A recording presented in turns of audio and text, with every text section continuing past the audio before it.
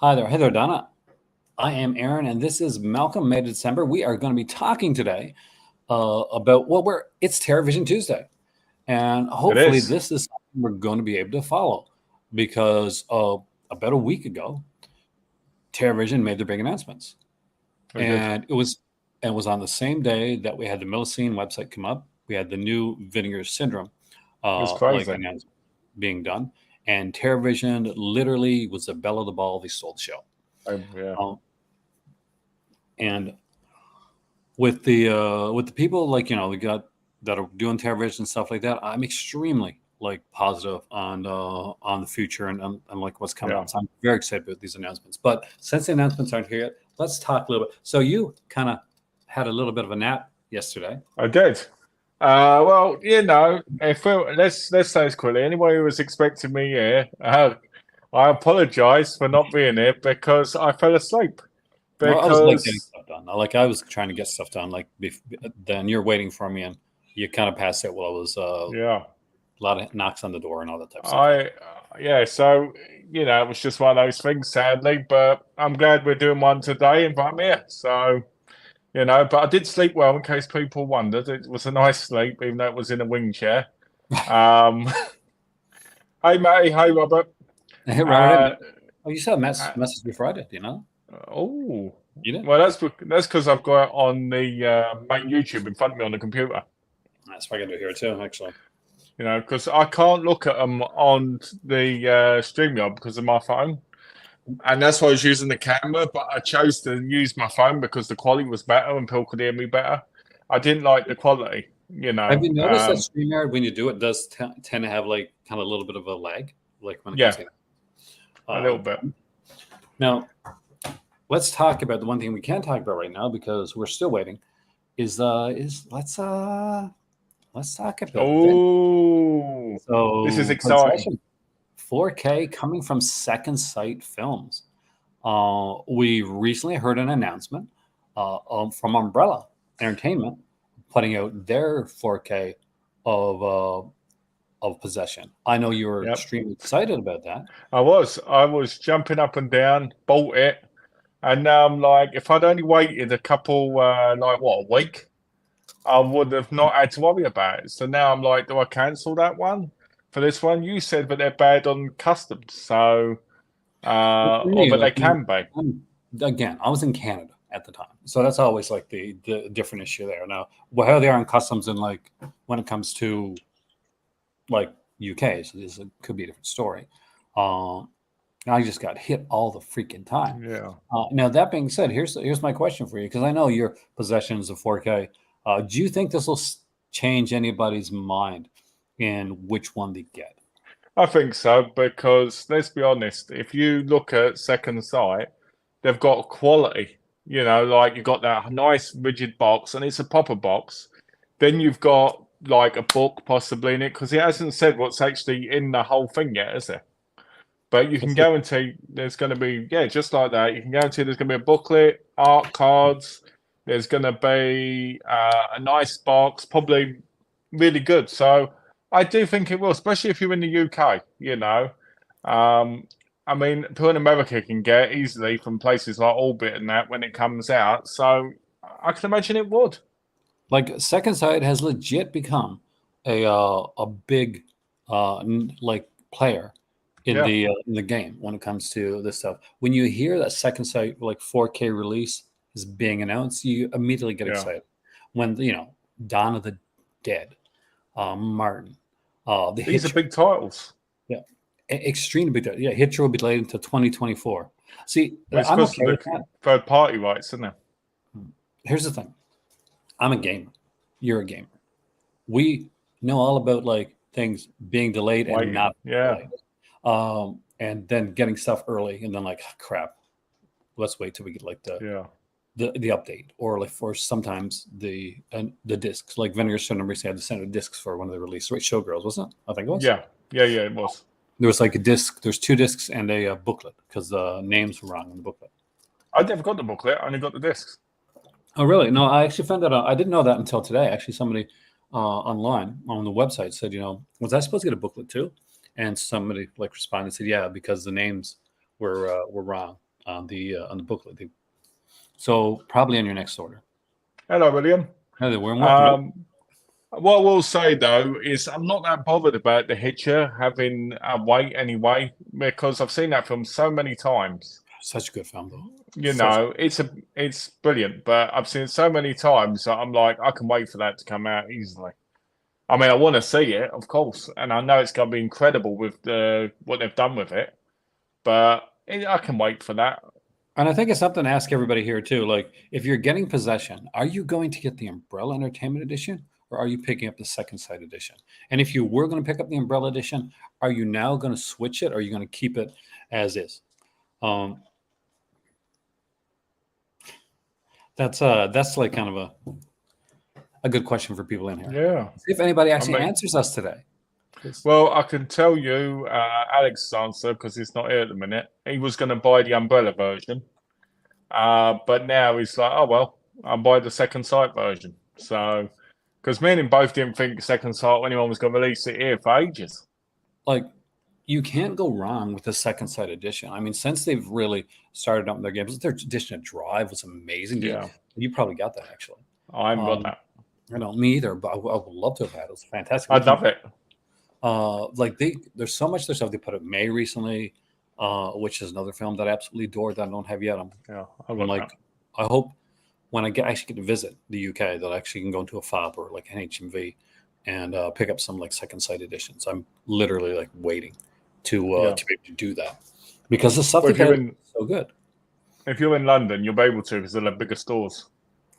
Yeah, well, that's the thing. Like, that's where usually I know that's where we stayed. Where a cousin was staying in London, so we stayed there, and we're looking for like a good video store. So I went to Covent Garden, where Fob was at, and I was like 2 stories. I love that Fob. Oh, it's fantastic. Like, and the people there are so nice too, and especially when you're spending like the money that I was spending. Like, I was going there every day, and I was picking up like a bunch of stuff. There was like an 8/8 film sale at the time, and basically I was like, you buy 3 for £10 or something. It was like really, really cheap anyway. Yeah. And they had like Shameless Screen Entertainment, and it was like £3 a movie. I'm like, is this DVD? Like DVD for the Shameless. Shameless at the time mostly was DVD. They had they had a few. Because I used to have the whole collection of them. I love their DVD collection. Like I've got some Shameless, like the Four Flies and Grey Velvet, and I get New York Ripper because I'm a big New York Ripper fan. Of course, But I'm a big fan. Like, some people won't collect DVD, and I don't get it because like there's so many movies that aren't out or just freaking cool on your shelf. Shameless Scream collection looks amazing on the shelf. It does, especially it's got the Shameless thing all across it, hasn't it? Genius. It was a genius thing to do. That's like if you get you're collecting the Ultramans from Mill Creek, put them all together, you get the big like Ultraman picture. I've got most of them, and it looks incredible on the shelf. It does. It's fantastic. I'm not sure how exactly they're going to do the Terrorvision announcement. Like I do. They'll post it on Facebook. I believe they'll post it on Facebook because that's what they did before. Before they did the big stream one. I posted on Facebook. That's what I believe anyway. I could be wrong, but that's how I've seen it before. Which will be fantastic. It'll be like because that's what I want to see. It's 2 announcements today, I think. They're doing because like Terrorvision, for those unaware, Terrorvision did like music, like records and tapes and all that stuff for years before they got into the movie game with everything. And but now they've kind of really come into it. And so they're doing 2 audio cassettes are being announced today as well. So we'll check out that too. I tell you, their LPs look phenomenal. Did you have it? Any of them? Or? I don't have any of them, but they look phenomenal from what I've seen of them. My record player broke before I got here. I got to pick up a new one. Actually, record players are dirt cheap to buy, man. But I got like a stack of records, and I desperately want to buy some nice soundtracks. I want to get some Goblin in my collection, and talk about Goblin. I love Goblin. When I was in, I was working at a bank, and we would basically you do a lot of like I'm going around like 5 o'clock in the morning. You're doing a lot of like getting stuff ready in that. So I'd have like this iPod, like, Yeah.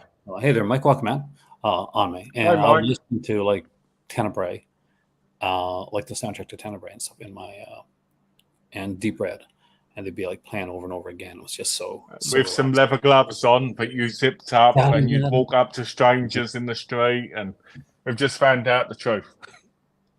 There we go. My stalker thing. Recently picked up. There you go.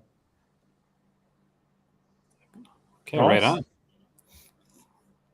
We are What's this? getting on. We're getting close. I want to see like where we are right now, like when it comes to the announcement. So the announcement should be coming up on Facebook first, right? I would think so, and then probably on their website, maybe.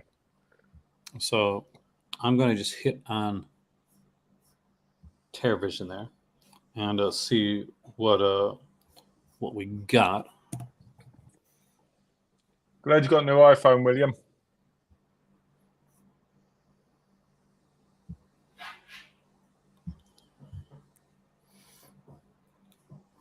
Oh, An iPhone 14, which is good. I'm still rocking the 11, which I eventually. But here's the thing, I think my better half is rocking it. Like, I think it's earlier than the 11, because I'm always the person that goes and grabs the stuff first when it comes to that type of stuff. When I originally lived here, I had an iPhone 5, and I didn't have a new iPhone until the iPhone 13 when I moved back. Oh, Because I never needed one in America because I never went out without my wife for the most part. 'Cause she had to drive us places, you know. see, I'm such a tech whore when it comes to this type of stuff. I'm ready there to like whenever there's like something new being announced. Hey, middle of a welcome, man. Are you excited about the announcements? It's going to be exciting. I love the fact it said a Blu-ray collection as well. That's the key. It said Blu-ray collection on the thing. It didn't just say Blu-ray. It said Blu-ray collection. Did it really? Yeah. Actually, let me just dive into the Terrorvision page itself. Like, see, look at the announcement. This is the fan page here, which is where so I'll bring it up on screen. So Blu-ray collection announcement at 12:01 p.m. That gets me. I didn't even notice that. That gets me even more excited. It is exciting, yeah. It's gonna be amazing. It's gonna be amazing if it's something big. Oh, that's the thing. I think I know what it's gonna be. So this is what I think. I think it's gonna be the Axe Grinder movies. Pressed. I do not think. Although we wouldn't mind like stuff like that. But I think that's Sterling is pretty much sticking with the make-flick stuff for now. Yeah. Don't get me wrong. I don't. I would love to. I'd like to watch those movies. Even though I joke about them, I'd love to watch ones I haven't seen, but I wouldn't want to pay for them. Do you know what I mean? I'd like to want to watch them maybe on a streaming thing or something. You're saying the evil S word. But I don't know. I mean, oh yeah, the evil thing. Yeah, I don't. I mean, but then to me, something like that should be, to be honest. So, like for me, it's gonna be like it's a super exciting time to look at stuff like this. I love the fact that we're getting so many like different companies doing different announcements and different. Yes. So this is a good time for this announcement actually, because it hasn't been like a super heavy like announcement or even like a sale type of thing. We've had the Barnes & Noble like Arrow sale, and which we'll talk a little bit more about later on announcements actually. But let you get your 2 cents in when it comes to the sale. Yes. But I'm excited. I think this is going to be a big announcement for them because, when they did the 25 announcements, there were some really good titles in there. There were some but there wasn't a big collection one. So this is going to be,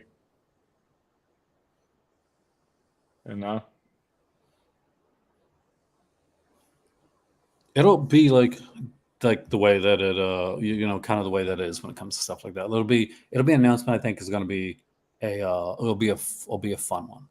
Yeah. Something that'll be like, what's the word I'm looking for? hopefully a bit of a like it's already hit like for me like they've already hit the game change part of it. Yeah. So that's already there. It's already done. Uh, but this will be a nice way to actually go on to that. It's Each of, all different kinds of titles. They did a announcement video yeah, of like 25 titles released, them all different kinds. we actually covered it here on the channel. They had a whole bunch of stuff there, like everything from like what was the one you were most excited about? Like you said, you All slashers slasher one. Hey, there, video man, and welcome, man. and Door, So they did announcement for slashers. They did stuff like Wood Chipper the Massacre, Gator Bait 1 and 2, which I'm yeah, very excited about. Black Cobra 1 and 2. Yeah, You like so know, there's a lot of different stuff that they put out, and a lot of stuff that I'm excited about. And I'll say right now, so their vision has me excited in a way that I haven't been excited for a while for a company. For those that like have followed my channel, like I was one of the OG guys like that was covering Vinegar Syndrome back then. There's me, there's Sarah Light Hair, there's a couple other guys. Back when Vinegar Syndrome before it became, the name that it is yeah, right now. And there's a similarity and a feel and an excitement to this yeah. that I haven't seen come about since the whole since early days of Vinegar Syndrome. Yeah. Well, I'll be honest. I think that this is. I think this is what we've been wanting. We've been wanting we wanted a company, a label to come out that was like the old Vinegar Syndrome. And I feel like this is it. This is the makings of it. I mean, you think they haven't been doing it that long, really, and they've got some really good quality titles. I mean, they're not out yet, but when they do come out, I'm sure they're going to be brilliant. And it's another way of getting titles that we wouldn't have got, and I love that. You It is, know, and it's like it gets for me. Like, here's the thing: everybody's different, and companies move and evolve and shift and stuff like that. There's never anything wrong with that. I'm always glad to see like that happening. But for me, there's a certain type of like of film and cinema that I absolutely adore, yeah, and I want to I want to see. There's a certain feeling I get when it comes to this type, yeah, because for the longest time we're looking at stuff that was severely underrepresented. That it was exactly. literally like go to your Kmart bin and for $1.99 get an EP VHS of the movie. That was it. That was your Well, I mean, let's be honest. Who thought we'd get Blu-ray of something like Santa Claus? That was like VHS, bad kind of DVD kind of thing, not like full Blu-ray treatment. exactly. And So there's it's so much awesome. stuff like that out there.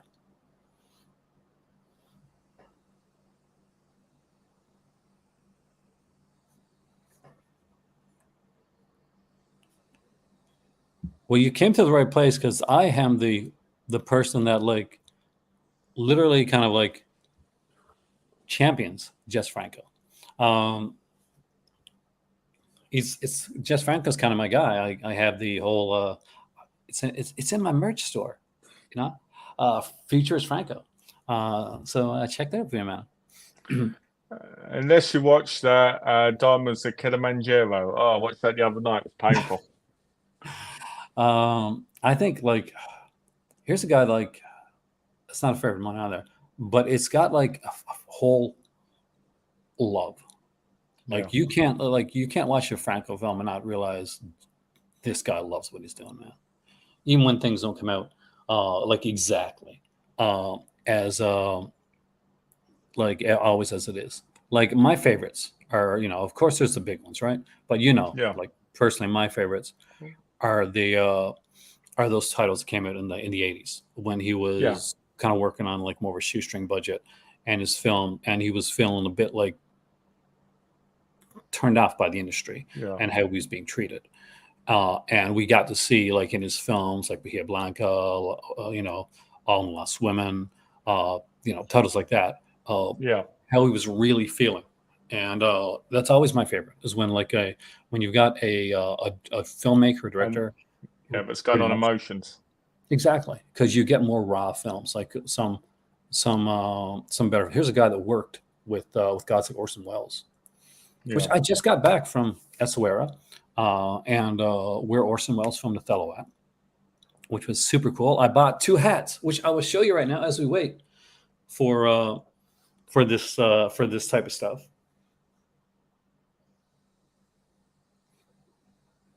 And we got the. You need to get where it shows you properly, because you're really small in the mid and the top.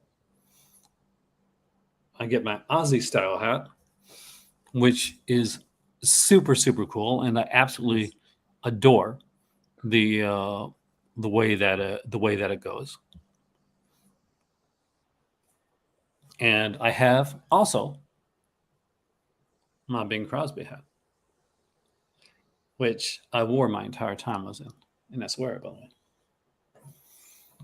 2 very classy hats.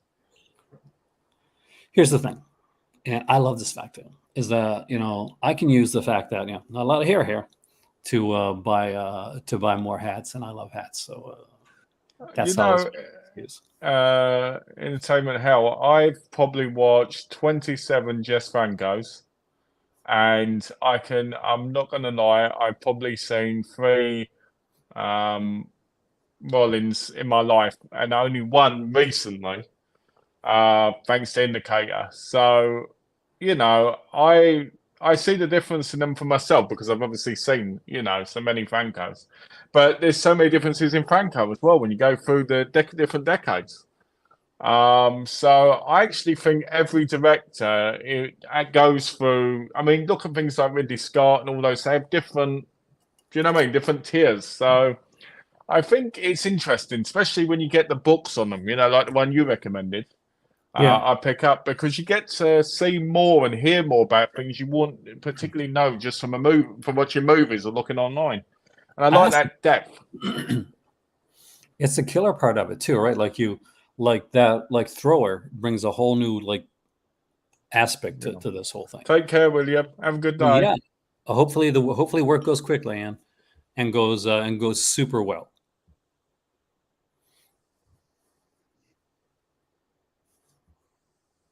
Oh, only 8 minutes away. It is 8 minutes away. Wow. That's the fun part of all this, is that we're getting close. I wonder if the pre-order will go up. That'd be interesting. Like, you're one of that went in, showed faith, bought the $1,000 subscription. I did. And which says a lot about you as a collector and your thoughts on the company. Yeah. When a lot of people weren't sure, you could see it. I'd admit, I would say, sorry to cut you up there. I would say my only issue with them at the minute is probably the shipping, because it's been 20 days since they've shipped, and I'm following the tracking, Yeah. But I won't call that a bad thing. It's always say to the wife, that's bad if you're somebody who doesn't have a lot of media to watch and you bought like one item, and you're waiting for it. But for someone like me, it gets frustrating waiting, obviously, but I can wait because I've got a collection. So, but I think that's the only problem I've seen with them so far. And that's a fair one, for a new company. It's basically, when you think about stuff like that, it's going to be more difficult, and shipping is going to work itself out eventually. That's what I mean. Because it is a new company, like you said, and it is getting to that spot. Yeah, but other than that, I don't think they're that bad, to be honest. I think they're doing a really brilliant job. And you can't blame the shipping per se on them. It's more the situation, like their business, the fact that it's new, the fact that they can't get these same rates. I mean, the reason Vinegar Syndrome can get rates like this is because they get thousands of packages every year to send. Do you know what I mean? Yeah, that's the thing. Like, when she reached that level, sure, fantastic. But you have to, we all take into consideration. Well, you should, like you do, take consideration. Okay, we're at the start point. Yeah. And when they made the announcements, it was basically them pretty much okay, here you go. Here's the stamp that Malcolm made the right decision. Yes. Well, I should technically get every one of those titles in my subscription, And I know they said with box sets and collections, they're not going to be doing it like 9 films, 9 points off your thing. So I think it's fair if they do 9 films and it's like 4, in a box set. But it all depends on the price of it normally as well. So it'll be And interesting to see. that's going to be the killer part of it there. Like it's going to be kind of one of the really fun things. I just want to bring something up here. It's going to take me a second. I have to watch over this here for me for a second, because this has been a bit of a fun little thing for me.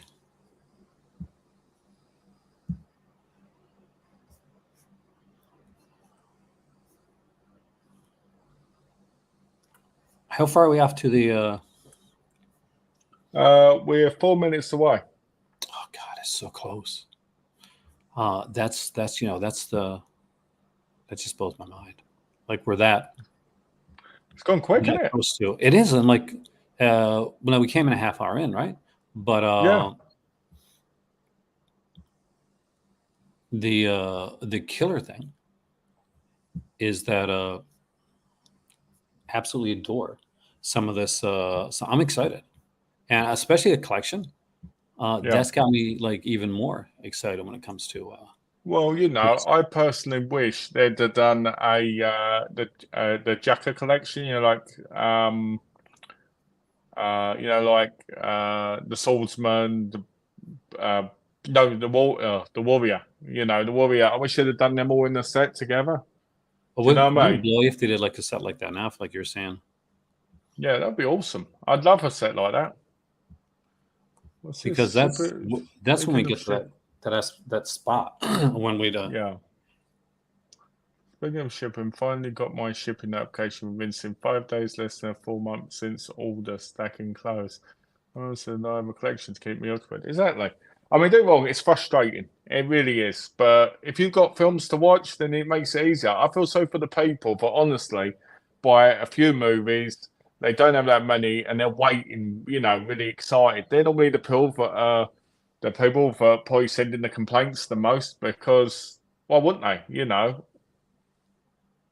I mean, and I can understand that. Because it's definitely something to be kind of like excited about when it comes to. Yeah.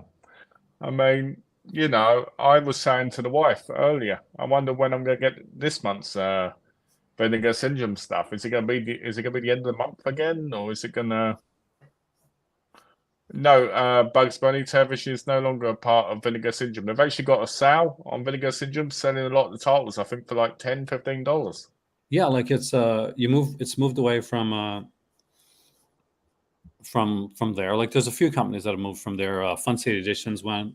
Terrorvision is gone. Culture Shock. There's another company that's gone too. But I can't remember the name of it right now. Culture Shock, Terrorvision. I think there's another one. I could swear it's not. I could be wrong. There is. Who was that?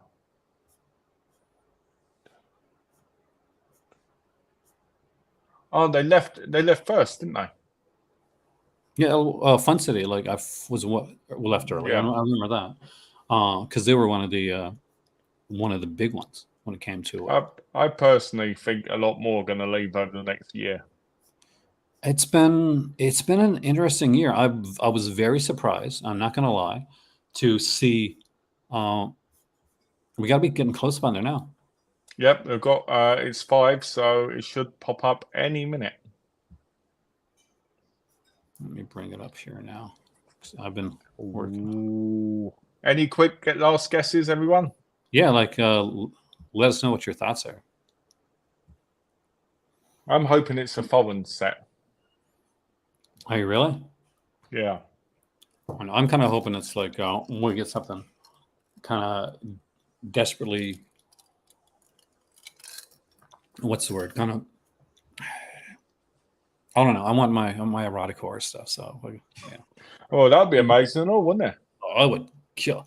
I would if body chemistry or something that was was announced. The erotic thriller collection. Every one of Shannon Tweed's movies in a Black Emmanuel style set. Oh, God.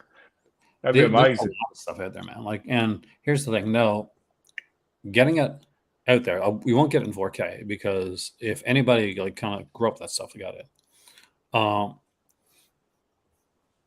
Then you're gonna like know that basically. Okay, let me know if you've seen it like an announcement thing come up because I'm kind of keeping this up as my header thing, and I remember that.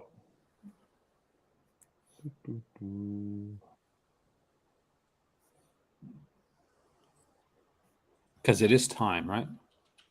Yep. Kinda Okay. I say. let's go. Let's see what we. Nope, nothing there yet. Nothing there as of this moment. And they said like, so if we got a collection here, they said there's 2 announcements for this year, right? So we got like, so the collection is something else. So we've got the because it is 12 collection. days Halloween.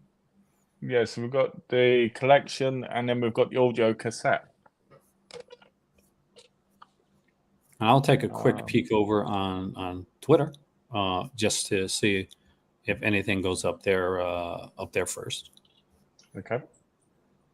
They put it like a tape for Unsolved Mysteries. Oh, that's kind of cool, man. That's cool. I think they did a record. Oh, I see them. You see them? I see it. I see it on the Okay, Terrorvision website. All right, on Terrorvision website.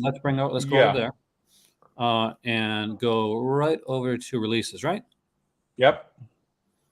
Let's see what we got. Oh, no, you have to go to the shop, I think. Gift shop. Gift shop. Okay. There you go. Oh, okay. Let's check this out. So let's start off with The Lost in the 80s, which I literally am. Which is 4 movies. The Joe Zazzo collection, Blu-ray with slip. Let's see what we got here. So it's limited to 2,000. It ships in September. So you get your first box set here. Yep. And we're going to do our dramatic reading right here, right now. Lost in the 80s is the first in a series of releases preserving media thought lost, pulled from the brink of extinction by Terrorvision. Between the ages of 13 and 18, filmmaker Joe Zazzo made 4 films with his family and friends.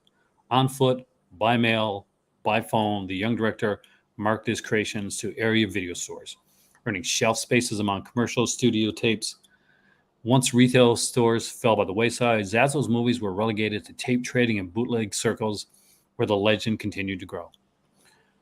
After among 30 years in relative obscurity, Terrorvision is thrilled to deliver the official releases of Scream Book 2, I love the names, I'm on top of the heavens right now, Maligno, and It's Only a Movie. Keep repeating that, Malcolm, it's only a movie. It's only a movie. Media debut.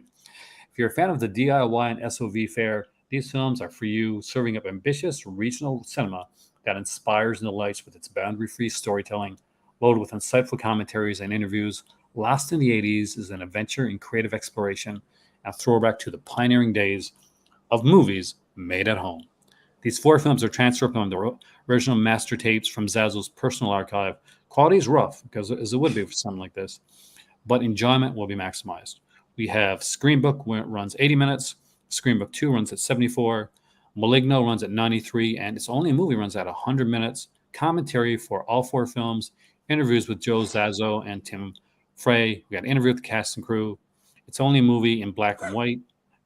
An isolated score and newly created captions. So what do you think, man? It's a SOV stuff, but it's definitely some different SOV stuff here. How many discs is it? Because it's the same price as normal. Well, I would say for some don't say the as what I can see, I don't see like a disc amount here, but I'd say probably if this is what Blu-ray, I'd say like they're either going to go the 4 disc or the 2 disc, right, for something like this. Yeah, I'd think 2 discs to be fair. You know, so that's not bad. That's not bad, especially since it's coming out next month. Yeah, and here's the thing: like this is not something that is going to be for everybody, and that's okay. It doesn't have to be. But it's the fact that we're getting stuff that would legitimately be lost. If for those that collected VHS, back like today or back in the day. Like remember Tales of the Quad Zone? Yeah, Probably one of the hardest to find VHS in like it was a basically it was a whale, it was one of the whales of VHS. I do like that we're getting a original soundtrack to Rosemary's Baby on that's cassette here. crazy. That's crazy. I love this artwork, by the way, of this cover. Like, you just take a still from the film, and I actually It's adore it. nice, isn't it? Imagine someone getting in your car and you put that on there and be like, huh? Only Bugs Bunny says they're not getting it. that's okay. I mean, like, here's the thing: like, this announcement may not be for you, and there may be another announcement that will be kind of in your wheelhouse. Because the one thing I will say is that although the Terrorvision does do like some SOV stuff and like different stall stuff to stop things from getting lost, basically, Yeah, they also put out stuff like Gator Bait and yeah. slashers and stuff like that that basically are more for lack of a And better word. even Japanese horror like Door. Exactly. Definitely some more kind of mainstreamy style stuff hit there as well, and Italian stuff stuff. like that.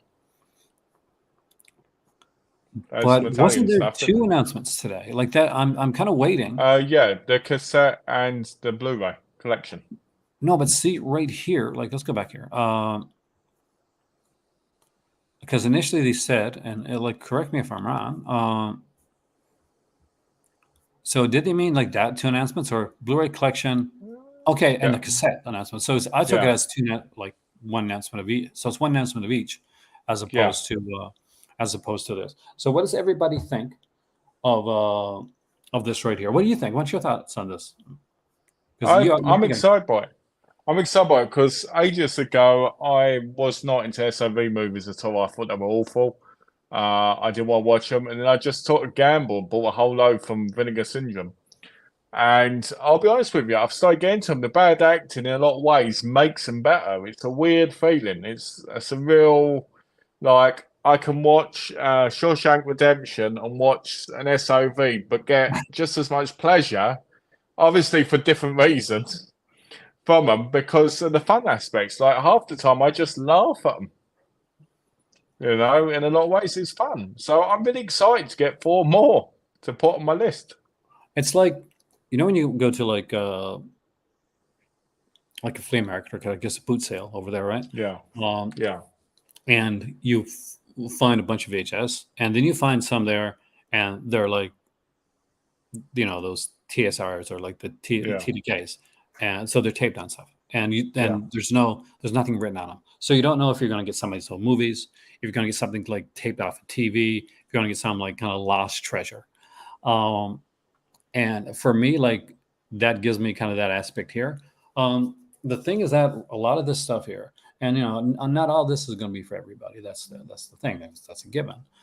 But as a collector, Yeah. it excites me that this saves this because this isn't something that would go and like, okay, it's fine. It'll be around forever type of thing. Like as silly and as cheesy as some Yeah. stuff is, releasing this on a Blu-ray set, this saves something that would have definitely had its elements lost I mean, to time.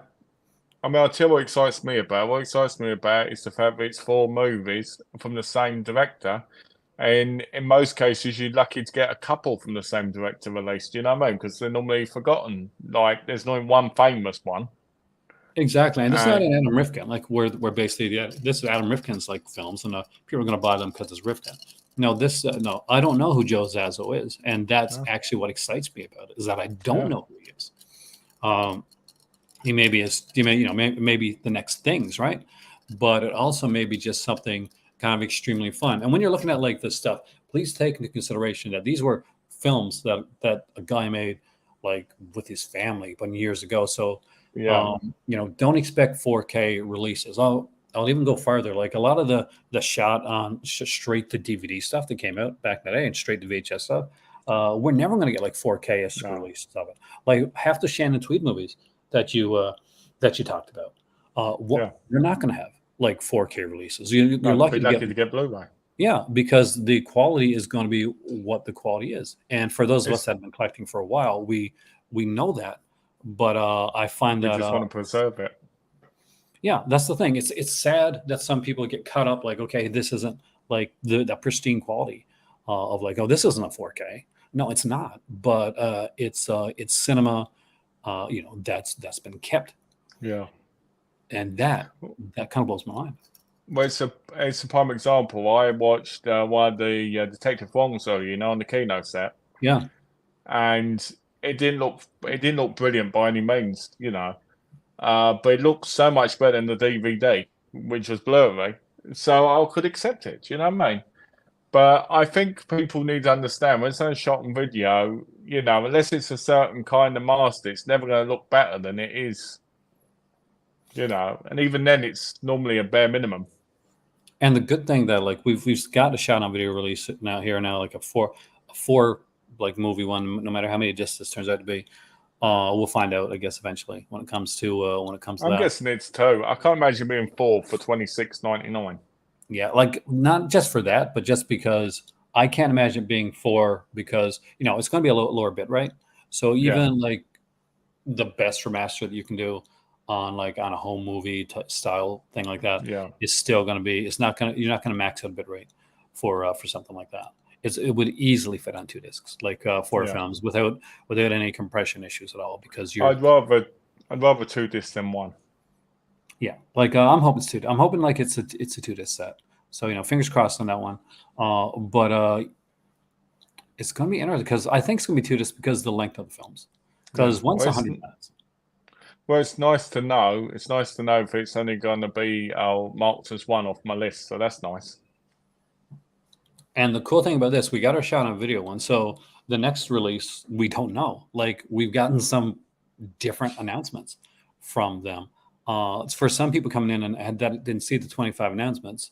Uh, they'll see Terrorvision and they're like, so that's what they do, right? They do shot on video stuff. It's like No. Intervision, but it's not like they do a wide variety of releases and stuff. It's Well, not they've got all. stuff. Well, they've got stuff that's come out last year. Oh yeah, I mean like there's just some like incredible stuff that they've done. I'm just gonna bring this out here now and kind of go back. I mean, if you look at their store, Like because you can see like some like I love this cover from my screen. No, there's a 4K I like right there. that. It's Screaming Stars. I love, First 4K. yeah, and I love the fact that you get some old school VHS stuff here too. Yeah. I'm a huge fan of cassette tapes. So here's the thing: I was one of those guys that I was a late comer when it came to CDs. Oh, So when everybody was buying CDs, I was still buying cassettes. I had like this huge like cassette collection, yeah. and I remember my sister. She sent me Chumpawamba, the tub thumping, I get knocked down, and she sent it to me on CD, but I listened to everything on cassette. So I went to the local store there, and I was like, yeah, I was not sure if you do it or not, but I would prefer Heather Rafe to Hi, have Rafe. this cassette. Like, and he said, well, we can't give you any like extra money. I said, no, I'll trade it like on open CD for cassette tape, which I did actually. Um, as you go through this, you can see like Linnea Quigley's horror workout I VHS. I You got personally I personally think if you become a big television fan, it's great that they have the subscriptions for all three, the vinyls, the cassettes, and that because it the is cassette one's not actually that expensive. It's like I think like $180 or something. some guy who kills people. Absolutely adore.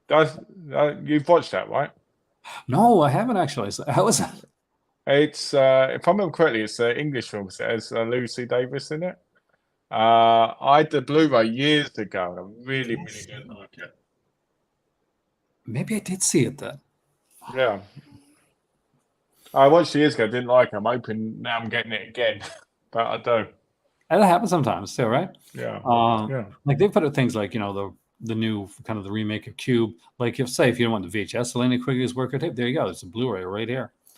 and I What want is this. it? What is it lately? Every time thingy, you just see so much things when it comes to these movies. Like you just need. I just think people need to be more open with movies. That's that's the thing when it comes to stuff like this. Like if you were to tell me like, okay, they did the tactical refrigerator and what's coming next, I would have been kind of like iffy. Yeah. But the fact that we got that, and but we also got things like Santa Claus, which I thought is more of a fun uh, little title and different. Raf, sorry, Raf, I do know about Screenbound Films. I bought a lot of their titles because they have some great sales, but they all seem to be coming out now for Indicator. Have you known, Like the Rollins films. Rollins is one of those guys we mentioned it earlier, but I like discovered Rollins through VHS back in the day, but kind of rediscovered him through Scream, which was a TV channel that we got here in Canada. It was a horror TV channel, and they would have these late night like movies where they'd show like foreign films, and they really Nice. kind of like leaned into a lot of like Jean Rollin work, and Yeah, it was like the Night the Hunted, Fascination, Lips of Blood, all those that would yeah, play, and I'd watch them over and over again, and because it was like one of those channels where basically you get like a 12-hour cycle, then another 12-hour yeah. cycle, you'd end up like watching the same one like a few different times. You know what I mean? Well, I remember over here we had an anime channel years ago, and all it played was Cowboy Bebop and Ghost in the Shell over and over for like 6 years. Well, Cowboy Bebop's amazing. So It is until you see the same episodes constantly throughout. it's going to be like Nice, nice choices. it's the. I'm gonna just check something here because I'm gonna Sure. we're gonna dive over into the arrow aspect of it too, as well. So Zasso's like a year older than me. Yay, well done. Hey guys, finally got an undamaged Bruce Lee 4K set. Hey, Ultimate Razorback 4K collector set. I don't have the Razorback 4K collection set. I mean, I pre-ordered it, but I think I've got to wait for something else for it to ship because there were pre-orders. I can't remember what it was with it, but there was something. So hopefully it'll get shipped to me soon.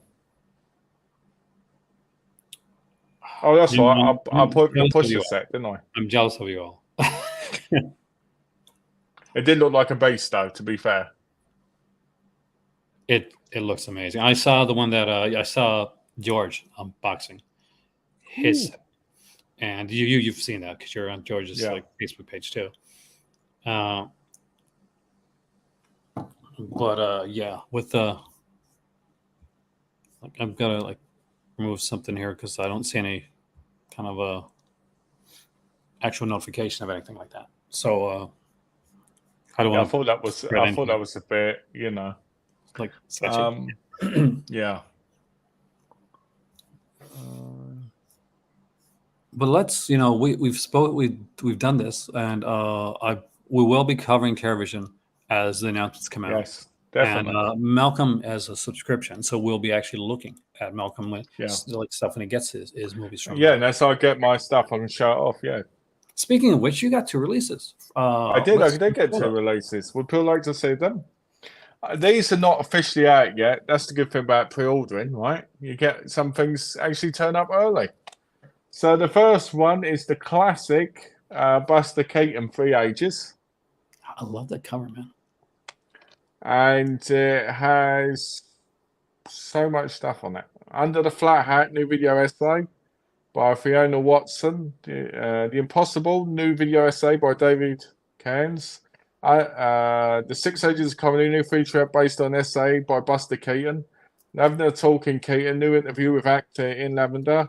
Man's Joseph, except from the 1912 short by D.W. Griffith that is parodied in 3 Ages. Video essay on the film's locations by John Bengston.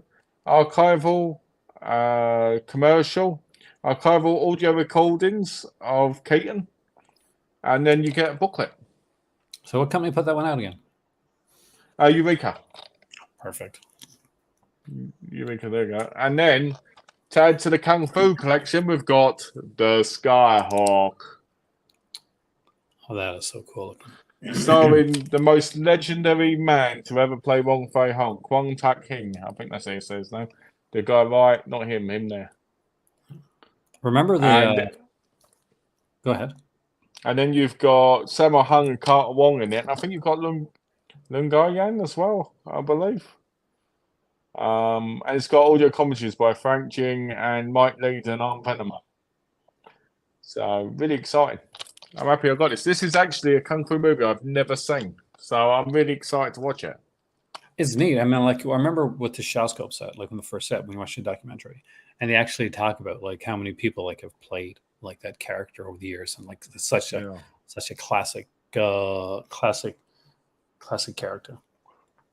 Well, it's amazing because Wong Fei Hung is such a legendary hero of China, you know.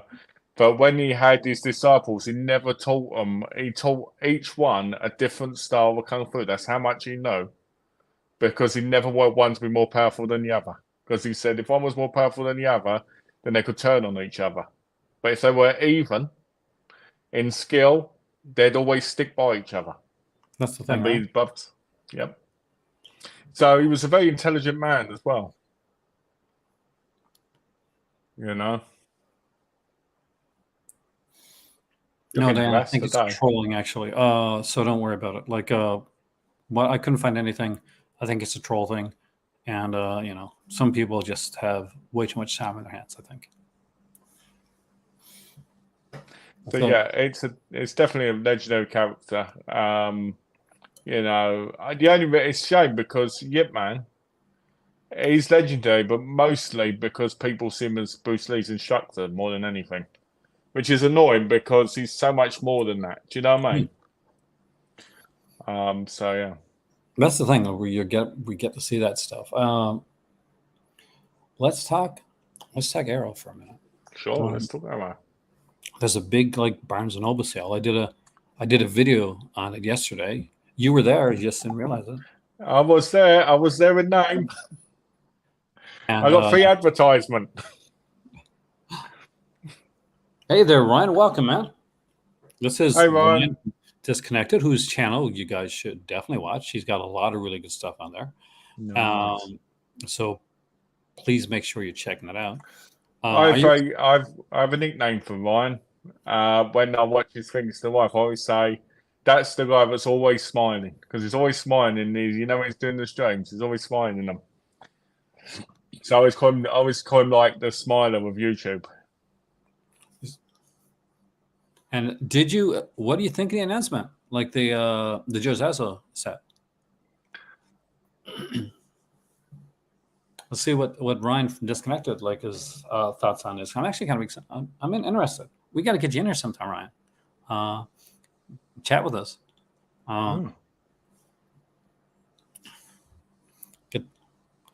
Because definitely killing with the interviews, doing some incredible stuff with that. Which, if I'm right, I think his show still goes on like he does the Disconnected, which comes on every Thursday. And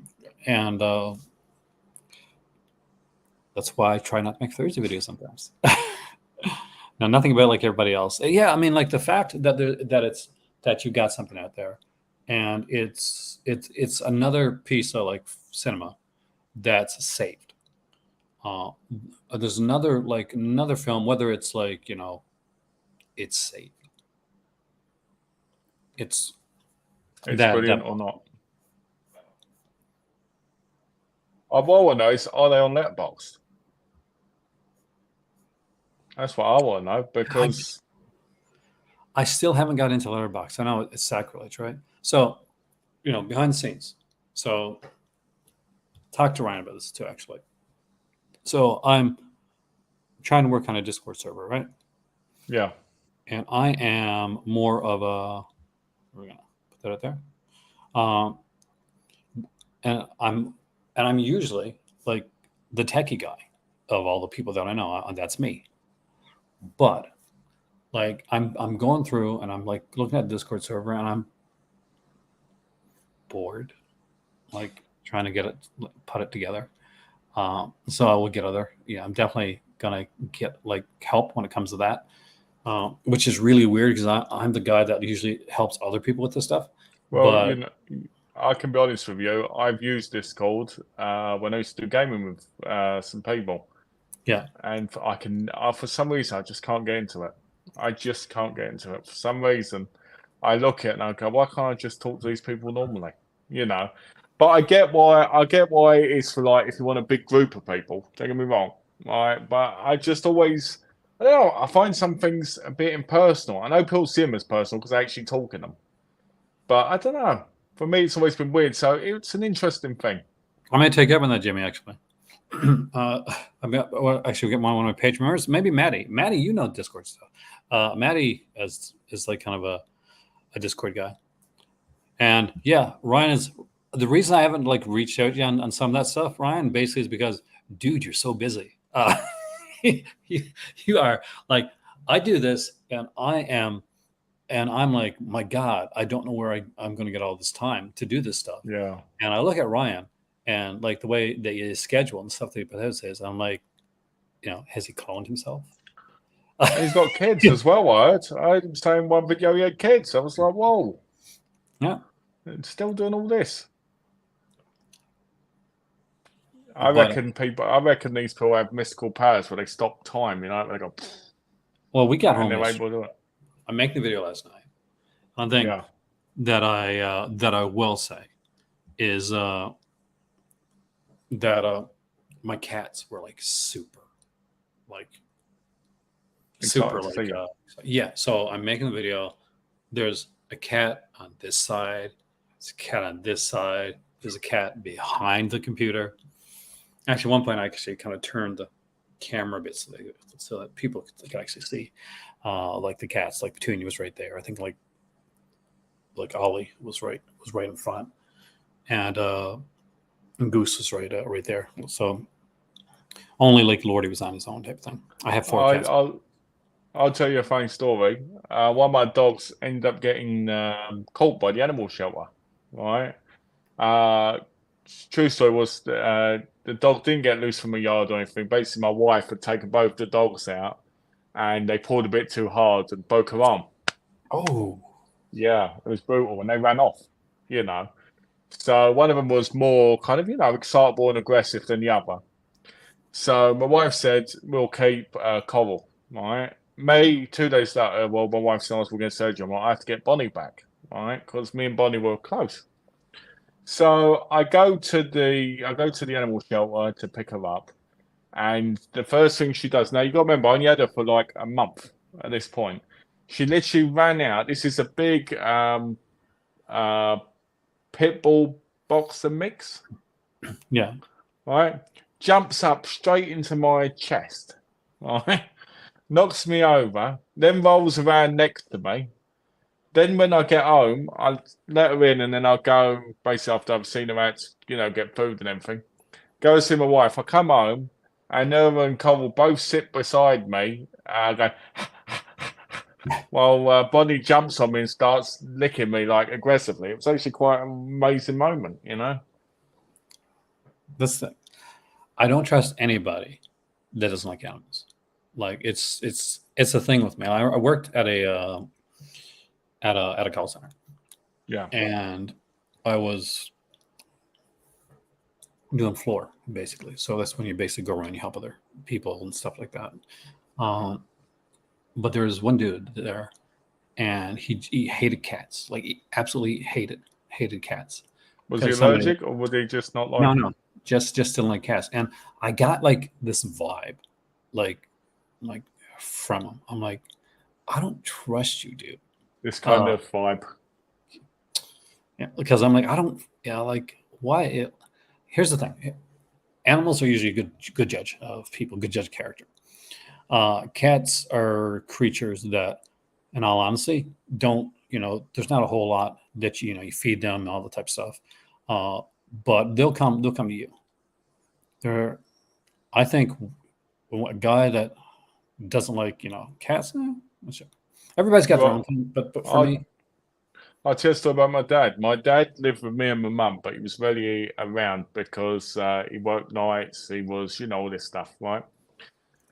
When it came to dinner time, at one time, not lying, we had 60 cats. oh Right? We wow. had 60 cats because one was we had cats and they all got pregnant. Anyway, long story short, we obviously had to get rid of some of them because, Yeah. we were in like a small flat and, smelling the place up. It was, bad for them, bad for us kind of thing. But that's not the point of the story. The point of the story is when it came dinner time, the cats would always pester me and my mum, but my dad, they would never ever go near them. Right? They would never go near them. Like there'd be like a 2 mile distance between him and them because they just absolutely didn't like him. Right? And I think you're right. I think it says a lot about the character of people if an animal likes them or not. And like the two, like some animals kind of like imprint. So we go out and we feed the cats outside. And the thing that to always be careful about, and it's very, to be actually very careful about, usually it's like the animals kind of get used to you, Yeah. and you get animals that kind of imprint and kind of become closer.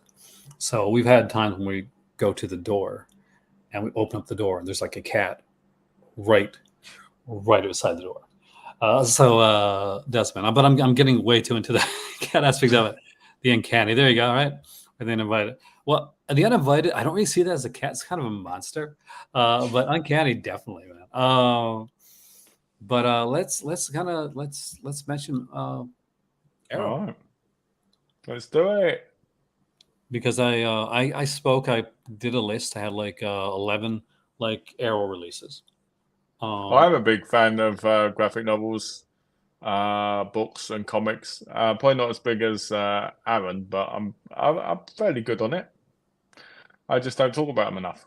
I'm gonna get him into him even more. Just watch it. You'll see. And then his wife will want to kill me because I'll get him You've spending already more. got me. You've already made me buy 2 books, I the did. Stephen Farrell ones. Did you have you got into like reading much of those yet? Yeah, I've started reading them, but they're really big books. So what I'm doing is I'm trying to read them, like intermittent so it sticks. Like massive tomes, like when it comes to what's Yeah. there. So let's hit a category because kind of the best way to do this is to do this kind of Yeah. by so it is a 50% off sale. We got bestsellers, Yep. 4K Ultra HD. You've got a lot of the 4K, so we'll dive to the All right. 4Ks first. I've got a couple, but nowhere near Cool. to the amount that you got here. So let's give your recommendations. We'll go down a line by line, and you pick like Okay. 2 or 3 on each one so that you think people should have. If there's 2 or 3 there, Okay. On what per line? Yeah. yeah, we'll go like Kino. We won't pick everything, but we'll just say, okay, these are ones that are Okay. really good, ones that stand out. All right. This one's a bit odd because are we going by? I would say Hugo, definitely, and probably Weird Science for me. I mean, I love RoboCop, but I don't feel like I need 4K. And Mallrats, not thingy. Underworld is I've never seen it, so You ever seen Waterworld? no. I got it. Dude, I just haven't seen it. gotta watch Waterworld. You go see the thing for me, and this is so I've had an iPad since the original iPad, and I remember one year, Apple did this thing, which was like a like one of those calendar things where you open it up and you get like chocolate every day Yeah. for Christmas. So they did one of those things, but what they did was they put in like, okay, you got a game or an app or something like that. And I think for one of the days, you got free digital copy of Yugo on your. So I still have Yugo in my like digitally, and I'm like, do I should probably buy it, but I still kind of have it. But Waterworld for me, like right there, right at the gate, it's Waterworld. It's absolutely like because like it's definitely like on a flawed masterpiece. It's a Yeah. movie that got the 2 Kevins broken up. So Kevin Costner, worked with the director and on Robin Hood, Prince of Thieves. Yeah. So when Waterworld came about, those guys clashed like crazy. Kim Costner ended up getting like the final cut on the film, and it is such a fun movie. It really is, but it lets you know like hard to make a film on water. Just it really, Yeah. is. Okay, let's get to the second row right here. I would say Last Starfighter and Last House on the Left, the remake. It's on left. I got to go with Dune here for this one, and Last House on Left was so that's your 4K date movie, right? It's like Yeah, that's the movie It's I'll Bill Hader take side. my wife to. We'll get comfy on the sofa. Last House on the Left and chill, we called it. Horrifying. We're horrible people. Oh, Lucky Man! Love Lucky Man, by the way. Great mathematical. Very nice. It does need a Blu-ray badly. I would say for this one, American Werewolf in London and Deep Red. I'm trying to pick different things every time. Of course, I would have chosen Deep Red for sure. American Werewolf would have definitely been on there. But I am going to pick because I'm gonna pick True Romance just because I really like that. Ooh, nice one. And, let's go to the next line. I'm going to pick. I put a Wild Things one in. I didn't like the quality of it so much, so I think I'll pick Flash Gordon and Bird of Crystal Plumage. Flash Gordon's it would have been a given for me because my better half's one of her favorite movies. So Bird, I recently bought Wild Things, so I'm going to hope that it's good enough for me. Mary Shelley's Frankenstein. I'm an unapologetic lover of that film. Saw it in theater, and I think it gets a lot of hate and doesn't deserve it. Yeah. Malcolm, are you a fan of video games like CD-ROM, PlayStation 1, 2, 3, Xbox 360 games, or Steam? I'm a big fan of all games. From a very young age, I played the Commodore 64, which to me is still one of the greatest things to play games on, like High Noon and that, even though I don't own one nowadays. I've had a PlayStation 1, 2, 3, 4, 5. I'll probably have a PlayStation 6 when one gets made. Also, I've had every console since I'd say the PlayStation 1 era. So yeah, I'm a big fan, and I used to play on the computer as well. So it's I'm a big fan. Yeah, you got we talk about the PlayStation 5 because you got that, and George got it. Eventually, that's my one. But I remember, let's tie old school for a second before we do this. I remember the Commodore. I'm glad you mentioned the Commodore. So my best friend in high school and in elementary school, actually, he had a Commodore 64, and that was a big computer in the day to have, right? So we would play Jeopardy. Nice. All the time, and we would play. What's the one? It was like Super. It was really a rip off of Super Mario Brothers. It was like two girls. Oh, remember that one?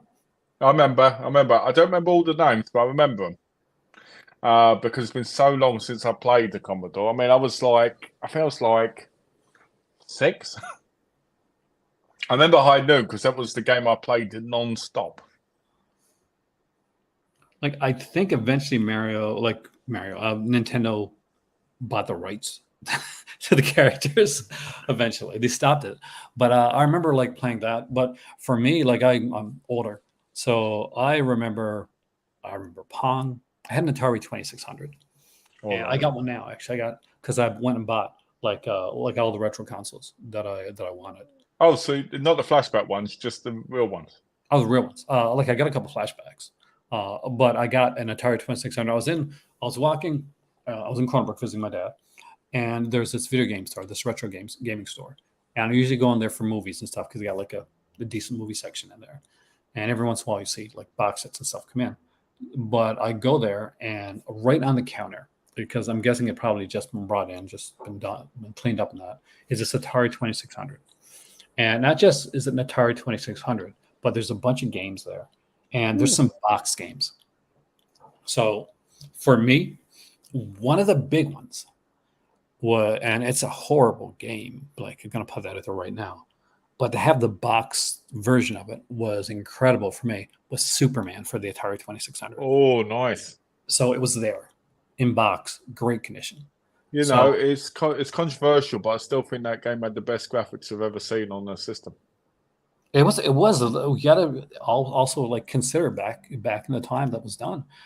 They did have some fantastic graphics for then. There was, and you got some very unique games that they some that I can't talk about on here, but we'll talk about on Patreon sometime. Because of course you had them, didn't you? Yep. I had some of them. I always loved Texas Chainsaw Massacre. Always looked like the chainsaw always looked like something else, you know, when he was moving.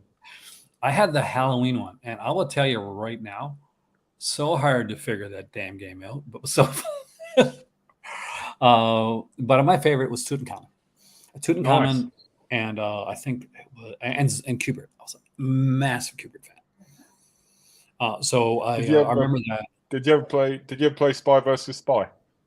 I did actually. I did never owned it, but I used to rent it from the store, and I went from there to the NES, and from the NES, of course, I didn't have the Super Nintendo. My cousin did, cousin Roger did, and so I would play. We would go there. We'd have like gaming sessions. For people that don't know, I was like a super hardcore gamer when it came to that type of stuff. So we would go and we would buy our snacks. Right, we'd go there like on summer weekends. We'd rent like Zelda, Link to the Past, or SimCity, something like that. Usually Zelda, and we would play all night for like a whole weekend. Like we would like take sleeping breaks while the other person played and stuff like that. But we would. I remember going. I think it's Final Fantasy 3. I think it's 3. It's got the the opera scene. Yeah. I think it's fine. And you're trying to get that. You're trying to get the opera scene down there. I love Frogger, by the way. But Classic. and Breakout too. Breakout's really. I love the original. I love the original Frogger. Not so much when they tried doing the 3D versions. Yeah, they mess with stuff like that. They did the same thing with Pac-Man, right? Like arguably, like Miss Pac-Man is better than Pac-Man in my opinion. But the later Pac-Man things, like, just no, they just lost a few years ago, not a few years ago, a few years ago, I used to game with someone I know. I was in America, they were in England, and we.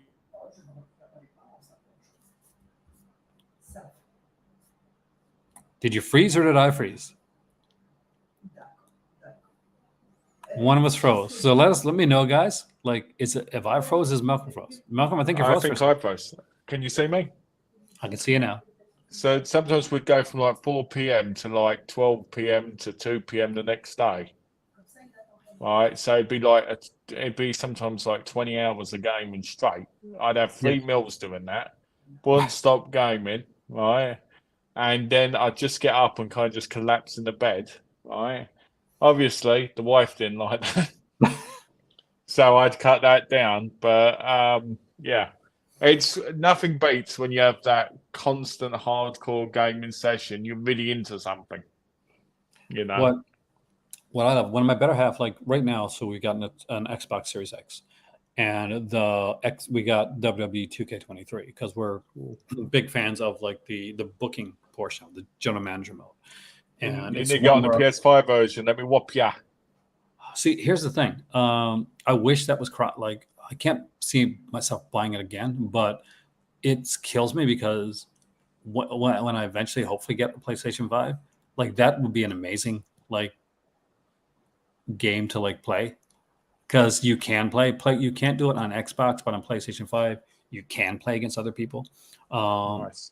out there, because they upped it to 4 players, and I usually play with my better half on my Twitch that nobody watches.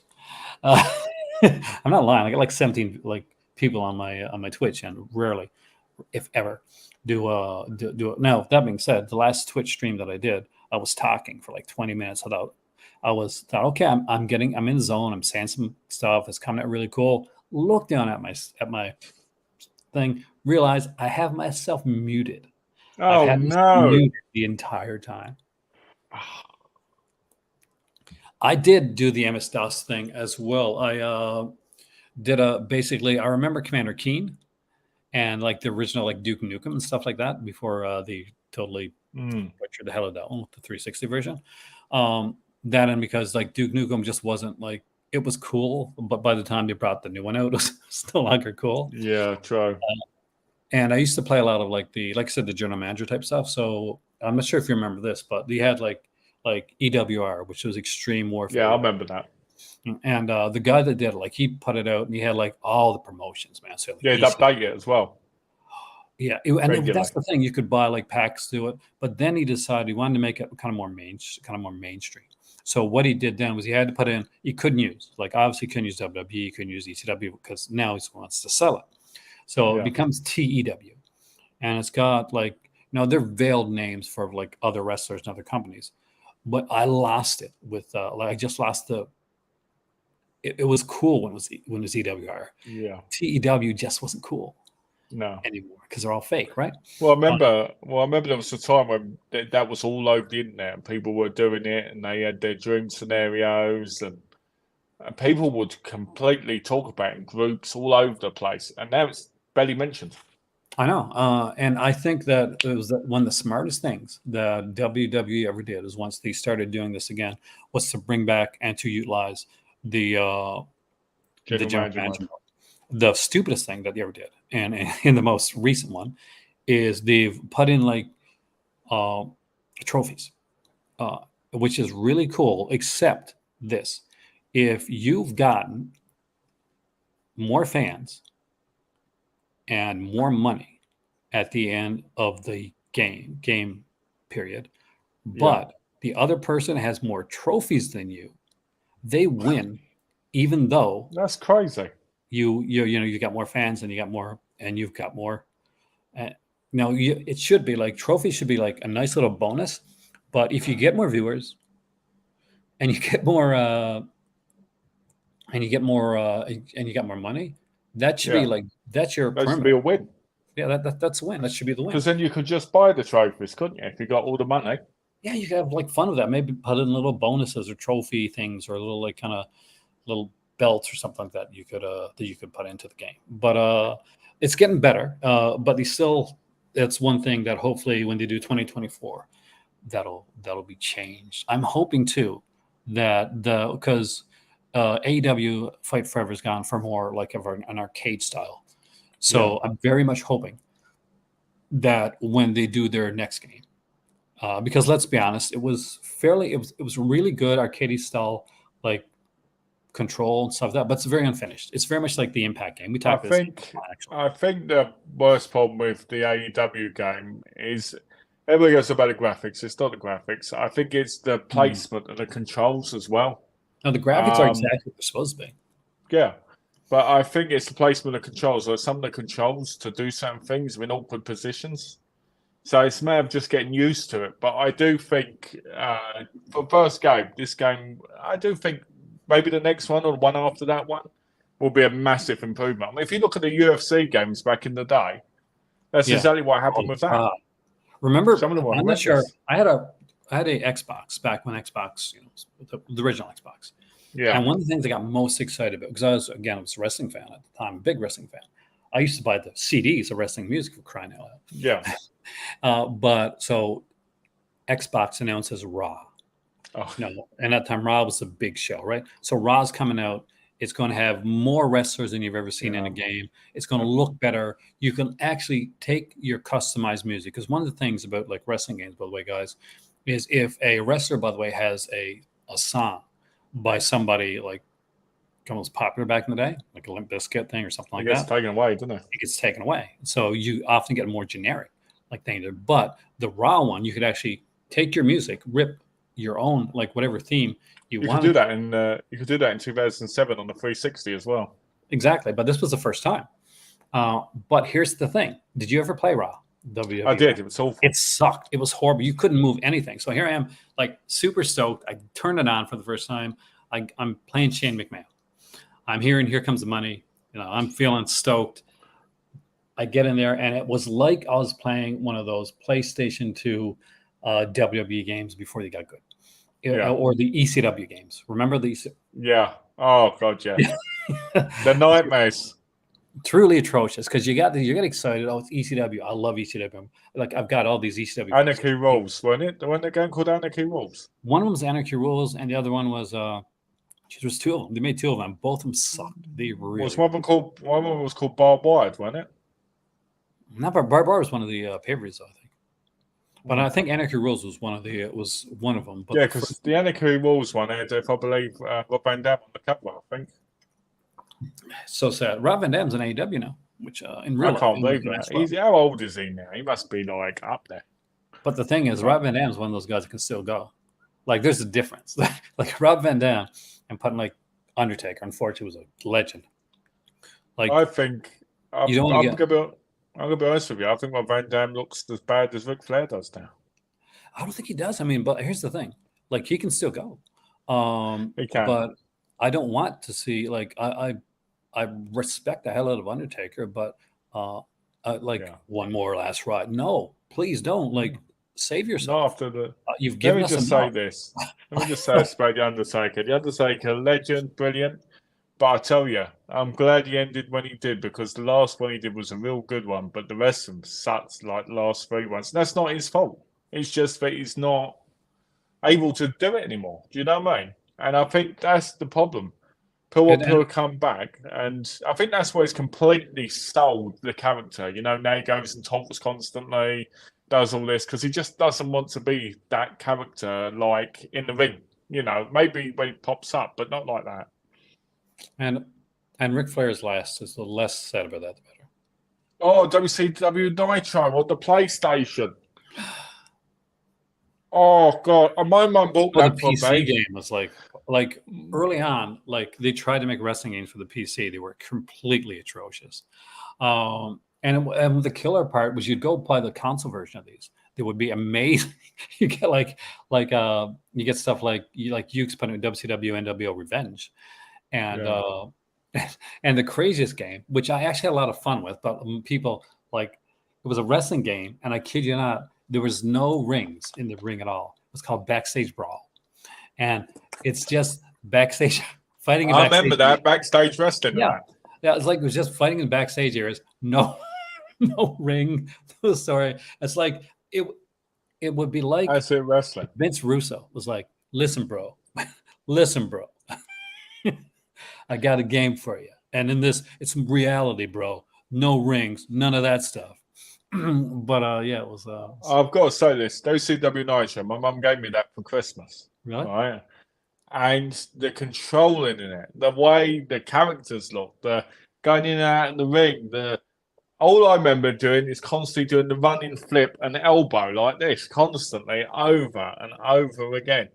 It was painful, but I did enjoy WCW Thunder because I liked how WCW Thunder. You could switch people, so you could put people in the Wolf Pack, you could put people in Raven's group, you could put them in different alliances by changing their clothing, which I really liked.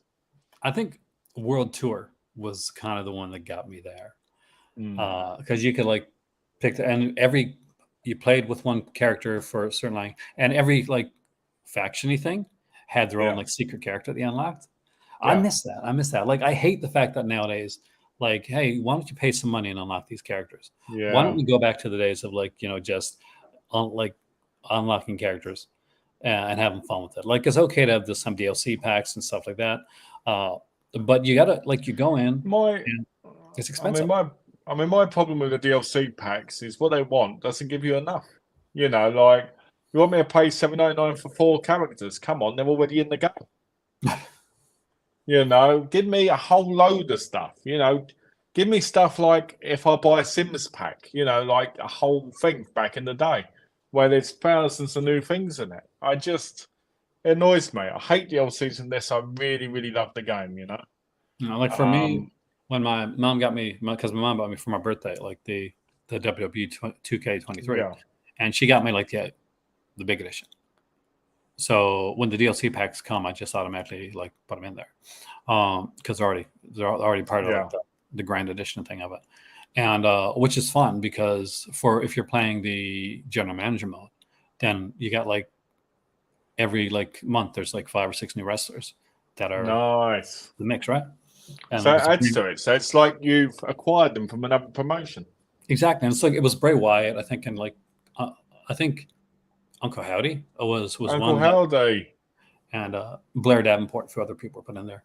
Oh, I guess we forgot this. What's your choice for the last? My picks would be the Django, and I'm gonna go Cat O' Nine Tails. I am going to choose The Hills Have Eyes, and I'm going to choose Tremors because Children of the Corn used to put me to sleep. Not even gonna lie. It put me asleep, to be fair. Because there are this is a really good sale. There's some great prices on here. Now I do think that during the, and I talked to you about this during the Vinegar Syndrome like big announcement and sale that was coming up, people really passed up on a really good Arrow sale that was going on at the time. Yeah. Which is a shame because it was by far and large like the best sale for me that was going around at that time. I think a lot of people were slipping on Arrow because Arrow doesn't say how many's left. People were slipping on possible great additions, and I think that's a shame. And it is. I mean, like right here, my dad mentioned like blood money for Western. I got that. You got that? He asked me if you had that actually because he said that he watched the movies. He's got the Arrow player, right? And Yeah. I think he wants to get the set now because he watched the movies and they were so good. He said he didn't, there was ones that he hadn't seen and they were just so different and so well done that he's amazed. It's a beautiful set because it's got a slipcover over it as well. Does it really? Yeah, it's got a slipcover. So, like the Empire Scream set was. It's like that. Yeah, you have to put that in there, man. I prefer that. I prefer that they put the slip over as well because it's like extra protection for the box. I do. I just prefer that I have them. But there's some great stuff here. Like I mentioned Blood Money here before. I'll look at the cover for Black Sunday. That's amazing. Look at that. It's beautiful, isn't it? What I get a kick out of here is it's so messed up. Like, look at this director Robert Shaw. I don't think so. I kind of think he's one of the stars of the film. And I don't think he's the director. No. But have you seen the game trilogy, the Japanese set? Because I own it. I haven't got through it yet, but I don't know. I don't know if I have. I don't think I have. Like, it's not one that it's one that I want, but I looked at the trailer for it, but I don't think that I have. Like, in all honesty. Yeah, I own it. I just haven't got around to it yet. You have so much stuff, Malcolm, to get around to. I do. You and do. Stuff's still coming. I'm still coming through the door. Someone said to me the other day, I thought you were coming down. I said, these are from like a month and a half ago. Like, yeah, you bought you during the big sale, the oldies did their big sale. You got a bunch of stuff there. And you got your subscriptions. Yeah. So I got Severin. I've still got my Severin stuff I've got to come. I've got another imprint stuff to come because they had a pre-order in it. I've got the Umbrella stuff to come. Yeah, and that's the stuff before I bought the Possession one. Oh yes, and then I've got the rest of the years up to date of 88 films and Eureka pre-ordered, and Arrow. So I've got them coming each month. So it's people go, oh, you still buy stuff? I'm not. I bought them before. Yeah, and you got subscriptions. The subscriptions are like yeah, exactly. It's a monthly stuff coming out there. And I've got Radiance coming tomorrow. I think the new comedy Italian one. Okay. So with what was that one called? The romance one with Andy Lawrence announced. That one as well. Because that's this month's thing. So I'm looking forward to those coming. But the problem is with all them coming is it means there's tons of stuff in my collection I still need to get through. And it takes time. I mean, it really does. Even like for me right now, I haven't bought things in a while. But that being said, I have so much in my watch pile because you can't not. Like if you're a collector and you're getting like sometimes I remember once I got over like 20 movies from Vinegar Syndrome sale. And, that's not something you get through in a day. No. And like at that time, I was buying other stuff at the same time, so I had this like box of movies here and some were Yeah. sets. And I like to get through. I like to watch the movie, but I also like to watch the feature. So I'm a feature person. Yeah. So if a movie like has like Spookies, right? Spookies got you Yeah. got movie Spookies, plus you got those two documentaries, kind of Yeah. 2 hour long documentaries. They don't You do get commentaries, right? yeah, and got commentaries and stuff like that too. And I try to get through it all. And if I'm doing a review for a movie, then I gotta like watch that. So basically, I'm going to be doing some like the more of, and I'm still we're trying to work on it. Is some of the more adult titles like that I want to Yeah. review over on my Patreon, especially now that Misceline has its own website. And one of those is going to be Taboo series. And just to get into like to that one, like you watch the film and you like when you're reviewing something, it's not as exciting because like you watch them because you're taking notes usually, Yeah. and then you watch them with the commentaries and you try to watch with all. And there's I think 3 to 4 commentaries. There is, yeah. One of them is a waste of time. Is One it of them really? was a more mod. Yeah, one of them was a more modern Kate Parker one. She basically just giggles in it and barely answers. But the first one, which is from the DVD, is actually really good with her. That's the thing, right? And they're coming out with some stuff like that. Like for me, like if I'm going to buy something of that ilk, then it's going to be something that has some features and commentaries on it, Yeah. because I'm more than likely that's what I'm going to be kind of focused on. I'll be honest. I think if I reviewed something like the Black Emmanuel set, I think that would probably take me a year because I wouldn't want to rush through them. I'd want to, be able to talk in great detail about each one if that was the type of review I was going to do. Well, I'm still working on doing the full horror set, right? Yeah. And my viewers bought me the full horror set, and which was amazing. Thank you guys so much. But I'm like reviewing it, but the killer part is it's taking forever because there's so many features. The documentary is over 3 hours long. The folk horror movies some of them are deep and expansive. The features that are in Yeah. there, and I get there and I film some stuff, and I've been I no I'm not I don't feel that it's there yet. So I feel Yeah. like it's going to be like a long-term thing that's Yeah. going to take me a while, because like you can get out there and you can bang out stuff like I've been able to do it before. Like, okay, you watch a movie, you got your thoughts right there, you bang it, it's kind of raw.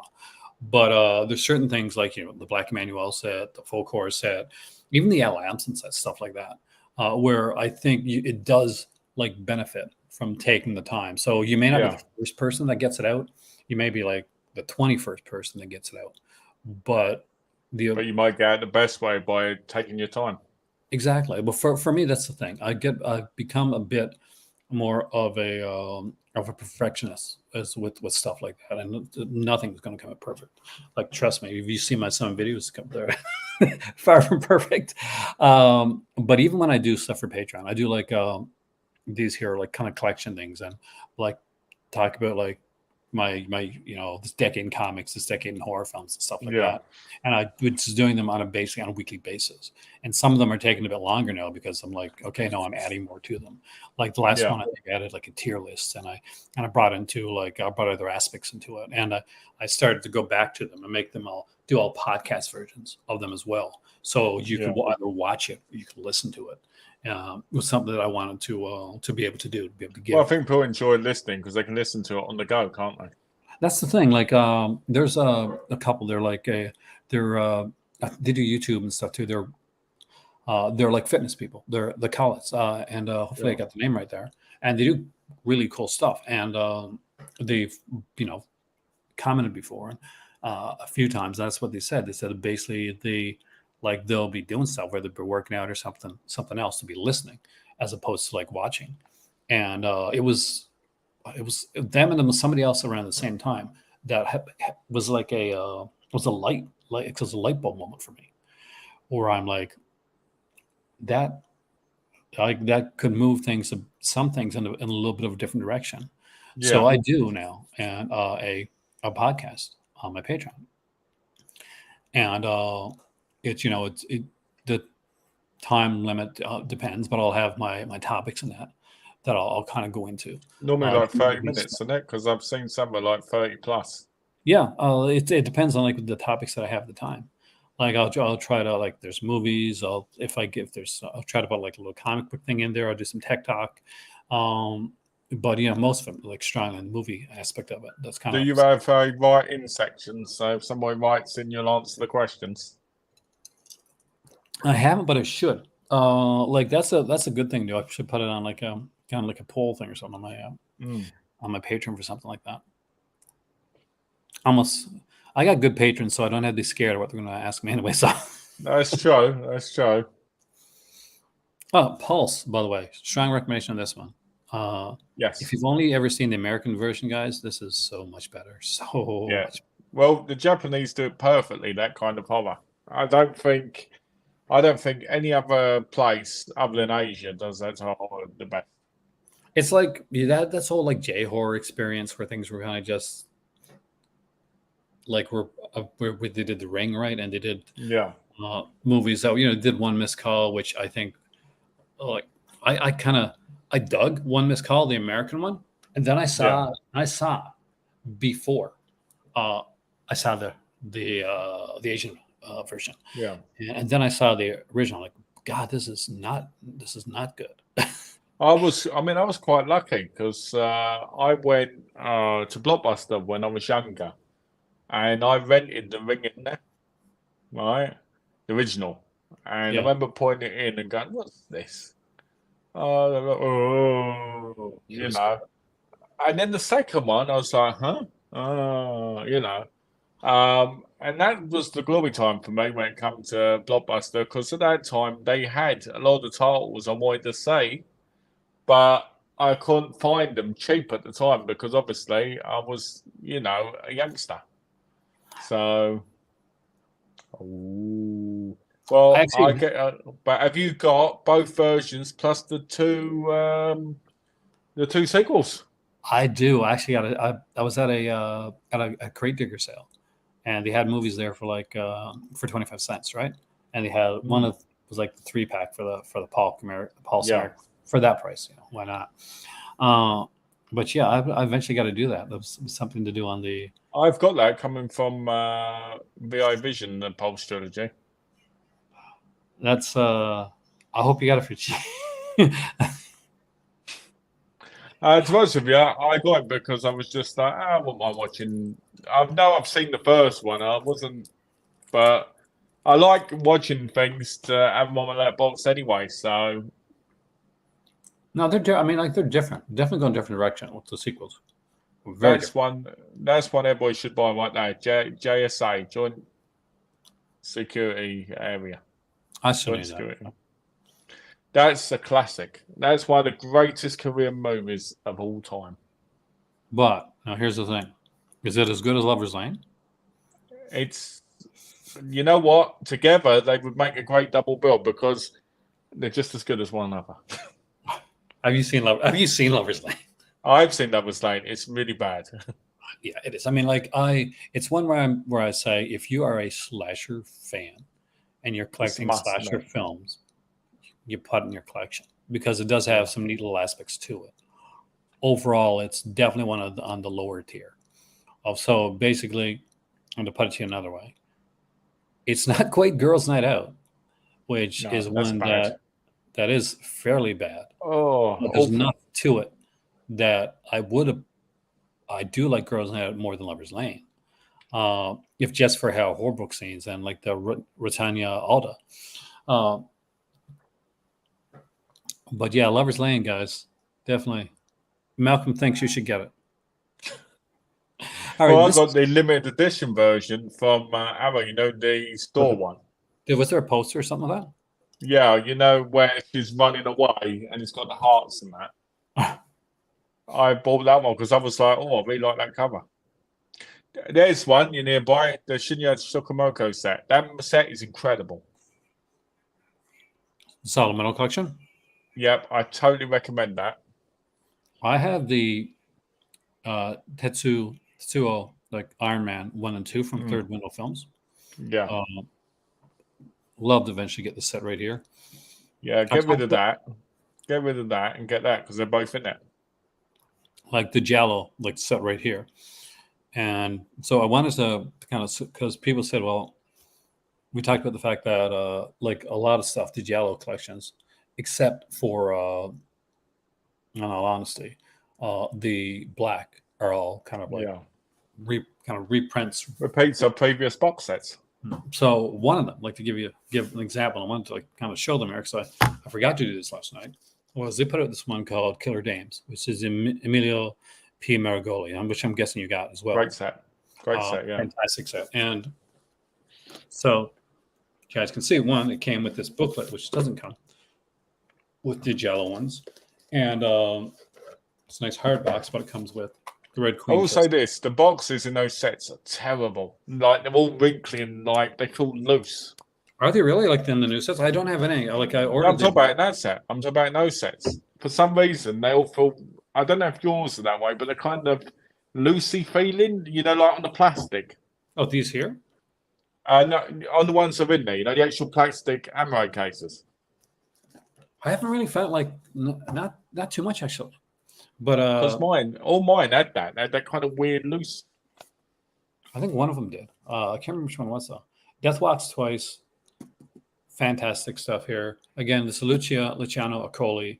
I love Accoli stuff because he's almost more of like an adult. Yeah. And I don't mean that like in a porny way, but I mean like kind of like just the way that he does stuff. A little bit looser, I say. Death Walks on High Heels with which is fantastic. You know, these all have like Dagmander, Lysander, and these, and Death Walks at Midnight. They are more mature stories than the average Giallo, if you ask me.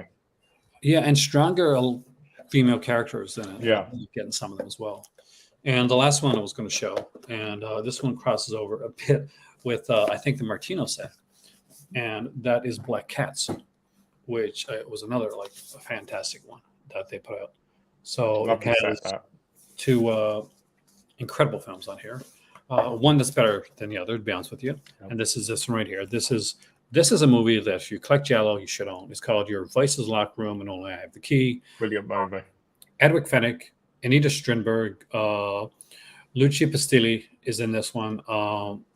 Directed by Martino. One of the best things he ever did. And a lot of people don't say Torso and stuff like that. Torso, I don't see as a complete Giallo. I see Torso as a Giallo with Jason. I don't see it as that either. Slasher. But Black Cat's okay. I enjoy it. Yeah, it's not brilliant. It's not brilliant. Like, this is way better. Way better. But there's a good book with these. So if you ever guys get a chance to get any of these sets. If you, just so people know, if you get that set, there's naked pictures in it. In the book. I have to look now. You're going to say, oh, the eyes.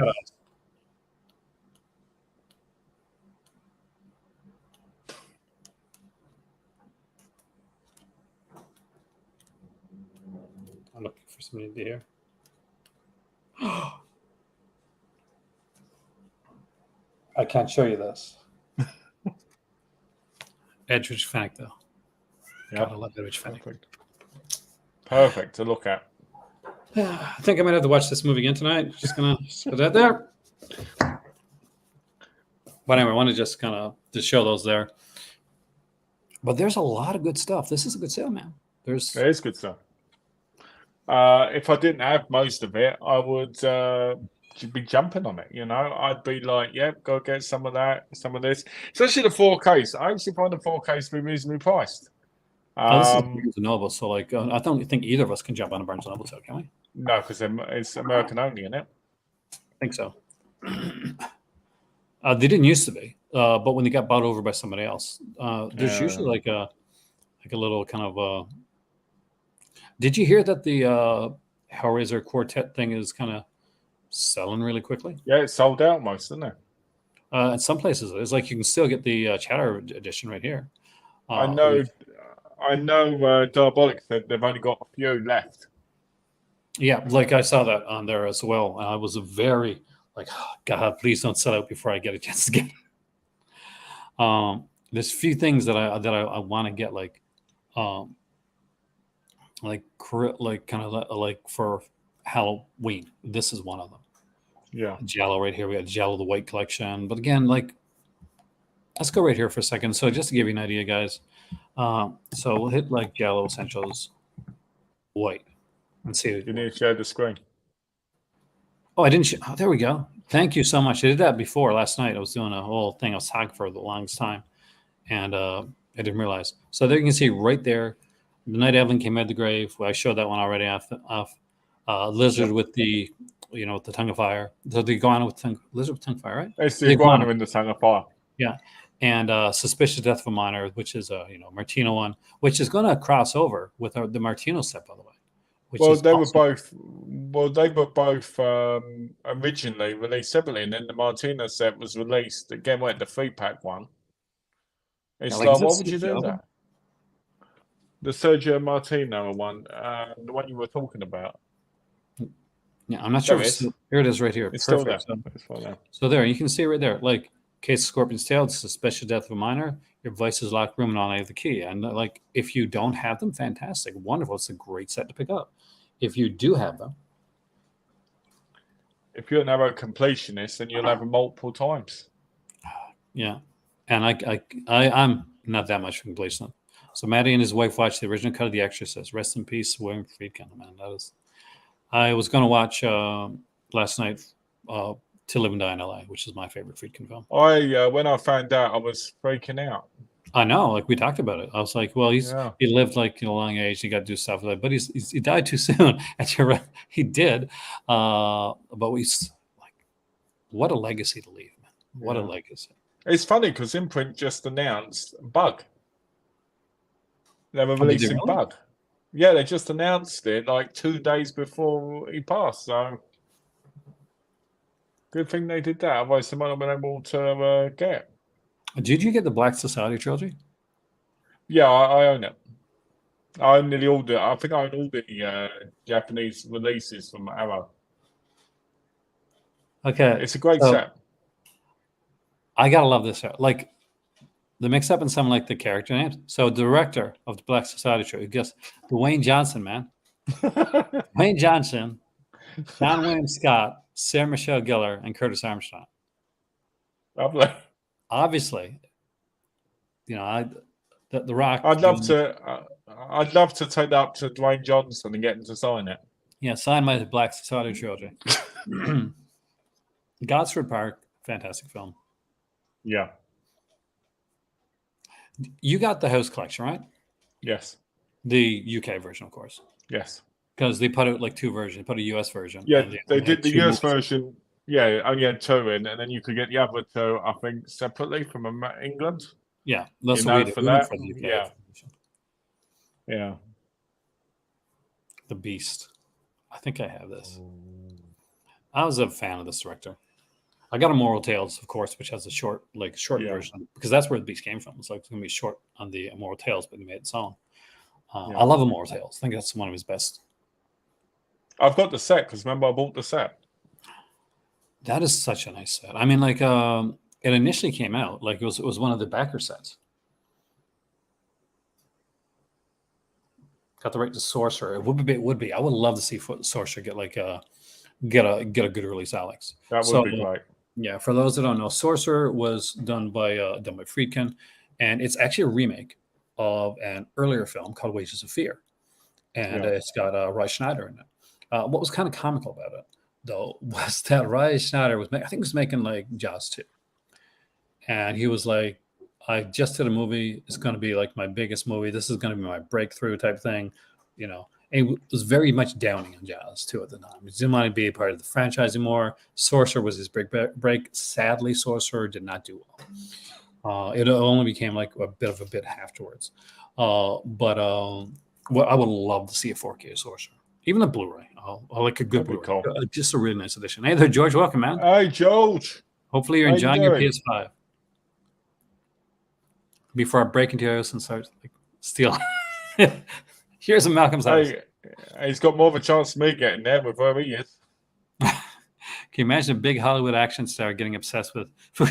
Oh, that'd be amazing, wouldn't it? It would be great, man. But no, he's spending too much time talking about how Black Adam should have been a better film, and it should have been. It wasn't. What's the better film? What's that? like he keeps talking about like Black Adam should have done really well. I probably should have, but I don't blame anybody else but you, man. I'm sorry, I really don't. I highly recommend the Dead or Alive set. I still need that. I better have. Like she's looked at it a couple times. She actually liked. Oh, George has come to rub it in. He's playing it right now. Oh, dude, that's it. What are you playing, man? Let me know what game you're playing. On Stephen Queen, Marcello Mastroianni, and Lena Ventura. Oh, Lena Ventura should have been a massive star over here, but he wasn't. Sadly, it was. Yeah, I agree with that. And Steve got replaced. With Always the wife, isn't it? It's always the wife that talks you out of doing it. Lena wouldn't take second billing. He's playing with a bit of COD. Playing with COD, you know, how are you playing? Is that a fish and chip simulator game? That'd be cool. I would like that. I love COD. I haven't played COD in a while. I was going to download like the free version that's on you can play, but it would like took forever, and I had to go through this like what do you call it, training camp. Yeah. Oh, like tutorial. Friggin' hate those. I hate that. I hate them as well, especially on games that you've already played before and then bought more out. And it's always the tutorials are never like straightforward, right? Like Gears of War. Like when I played Gears of War 5, like I had to go through this whole tutorial to do it. I'm like, I just want to freaking go online and play. Yeah. Like if I suck, which I probably will, I'm okay with that. But I'll figure it out as I go along. I don't need to go through this tutorial. But so many games now make you go through a tutorial. And the worst part is they make the tutorial where you have to nail everything perfectly before you can continue. Exactly. And here's the thing. I'm not going to nail the thing perfectly when I get into the game, let alone there. Like anybody watch my videos, ever see me trying to pronounce like names, especially like names that are foreign? Yeah. Yeah. Picture that, but me playing a video game version of that. I'm going to suck a bit at it. I'm okay with that. Running around like a headless chicken.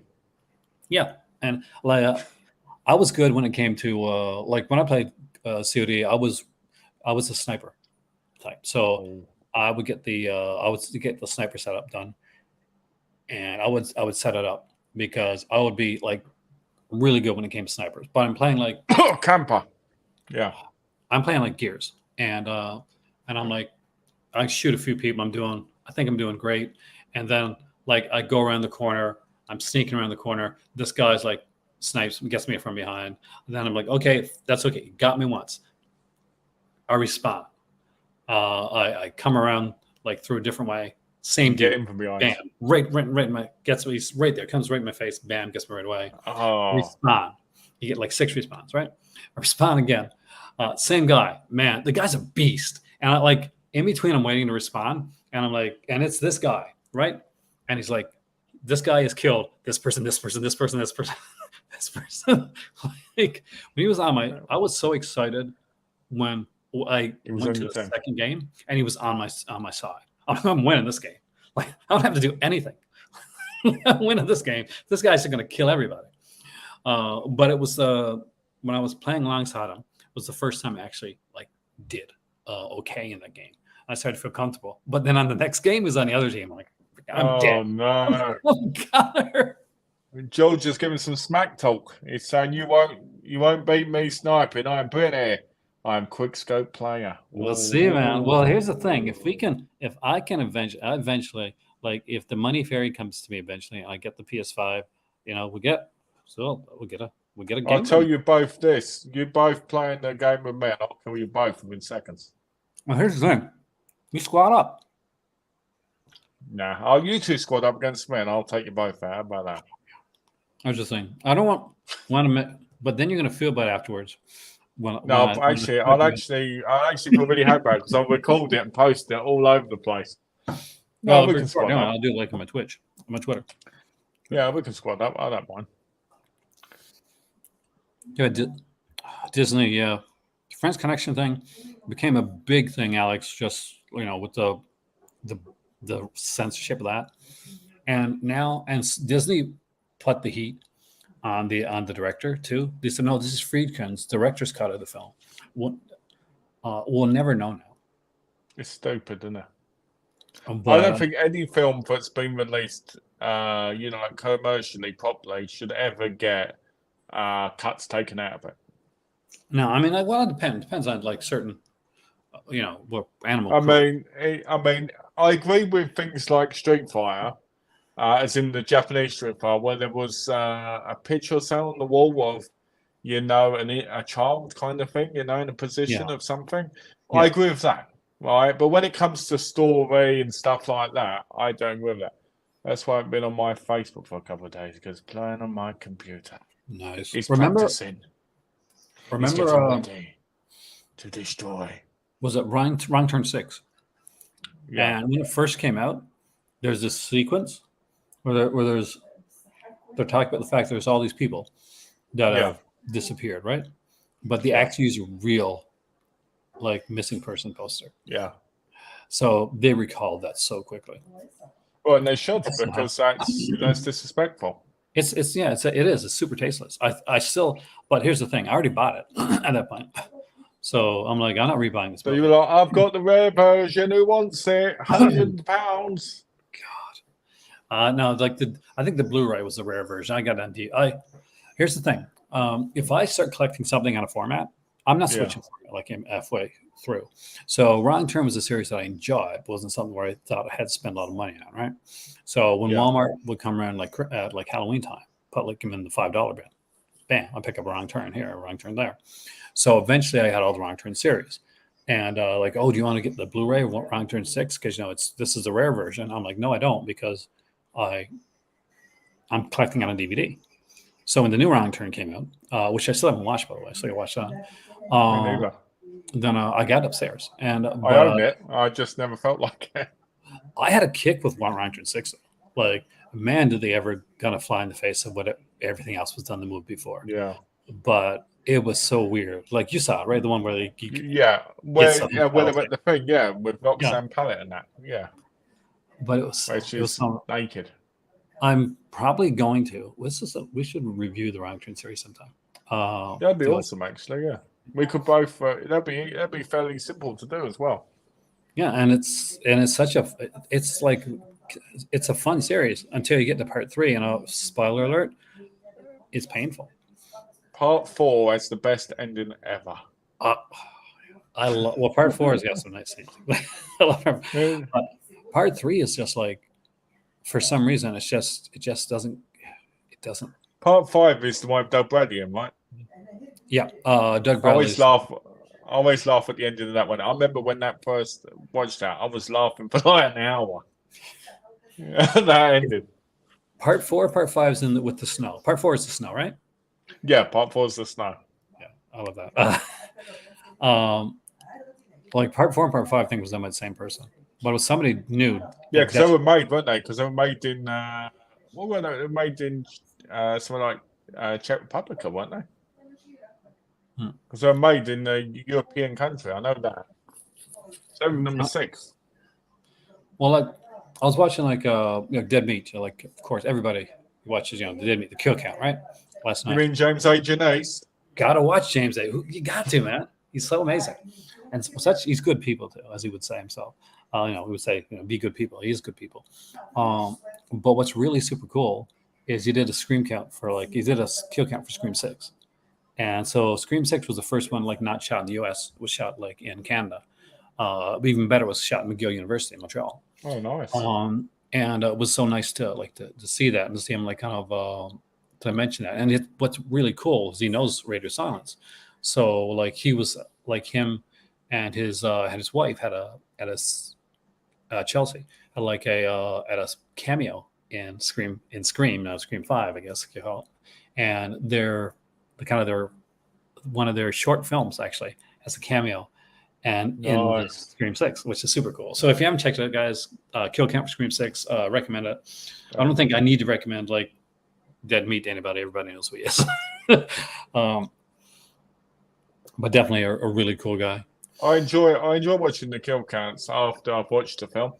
Yeah, you can't watch him before the film. Like, Yeah. they can't do that. I never forget, I had a friend online who told me he watched whole gameplays of games before he bought them to see if they were any good. And I was like, well, doesn't that ruin the whole experience? Well, I mean, my better half, like she will like, so with certain films, if she's not sure, sometimes she will go online and she'll be like, I want to know. Like, I'm not taking no chances here. Yeah. Like with some things, she'll go in blind. But other things, she's like, no, I need to know, right? Yeah. I actually have The Guardian. I'm not going to lie, Robert. The first time I saw The Guardian, I absolutely loathed it. I didn't like it at all. It wasn't until later that I actually kind of dug The Guardian. Because for me, when I first saw it, it was that weird movie about that girl that worshipped trees. But when I think when I got the Screen Factor edition, and I kind of started to rewatch it again, I was like, oh no, this is really this is really kind of cool.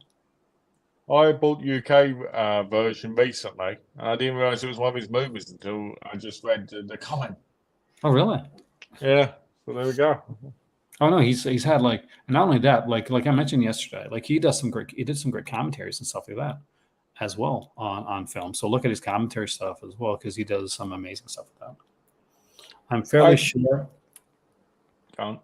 No, go ahead. No, go ahead, because I got to check something. So you gotta. I was going to say I was the same with the Evil Within video game. I hated that game so much when they had the borders. And then when they took borders away, I really fell in love with the game and ended up like playing like 8 times in a row.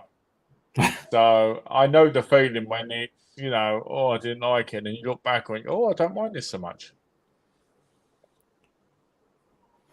That's the thing. There's certain ones that this is killing me here. I'm trying to write something down and I totally messed it up. But because I'm pretty sure, like you did commentary on this, but I want to make sure before I say it. Actually, I need to watch The House That Screamed. 1999. Yeah, it is. Okay, so perfect. So my favorite commentaries of all time was by William Friedkin. So definitely a favorite like film noir film that is The Narrow Margin. It's very different than you expect for a lot of film noir. And I mean the original Narrow Margin. Like don't watch the remake. But the original Narrow Margin was on like a film noir set that I got, a Fox film noir set. And no, Warner Brothers film noir set. And like Friedkin does a documentary. And I was home from work one day, like I had a day off, and so I sat down. And I watched through the entire like set, and so I watched all the film noirs on there. And I noticed that Friedkin did a commentary for Narrow Margin, so I watched it Narrow Margin again because I really liked the film with the Friedkin commentary, and it just like blew me away, like just how good his commentary was and how much more it added to this film that I already like totally had fallen in love with. So like. Friedkin, aside from like doing films and stuff, if you ever see a Friedkin commentary or anything like that, check it out because he's really, really good when it comes out. He's got an A game. Sure. Sounds good. Check it out, guys. Yeah, I'm not the only person that like initially kind of was like kind of weirded out with with The Guardian. But yeah, no, I saw it, I think it was in the theater. I think I was going to see it in the theater, but I missed it.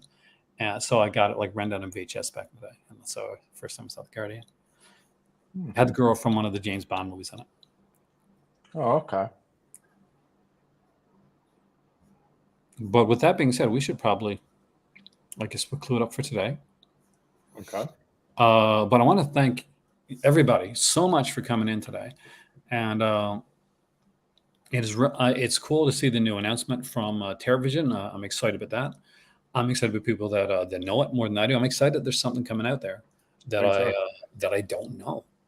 Yeah, and that's always the best thing about being a collector. Yeah, there's always gonna be something that is going to excite you or is going to excite somebody, and so that's always the cool part of this. The Arrow sale, Barnes & Noble, check it out if you're in the United States. There's got some great stuff there. If you're not, then wait for the next Arrow sale because. We really got to try and cover more of them because they just do such great stuff, and I think that now they're getting a kind of a. So for right now, take care, George. Putting on my Australian hat. I'm not even going to try like a bad Australian accent, but I'm going to say Thank you, Malcolm, and thank you to everybody. Maddie, George, Robert, everybody that came in. Like, have a wonderful day, and we'll see you here next time in the Take care, Coliseum. guys.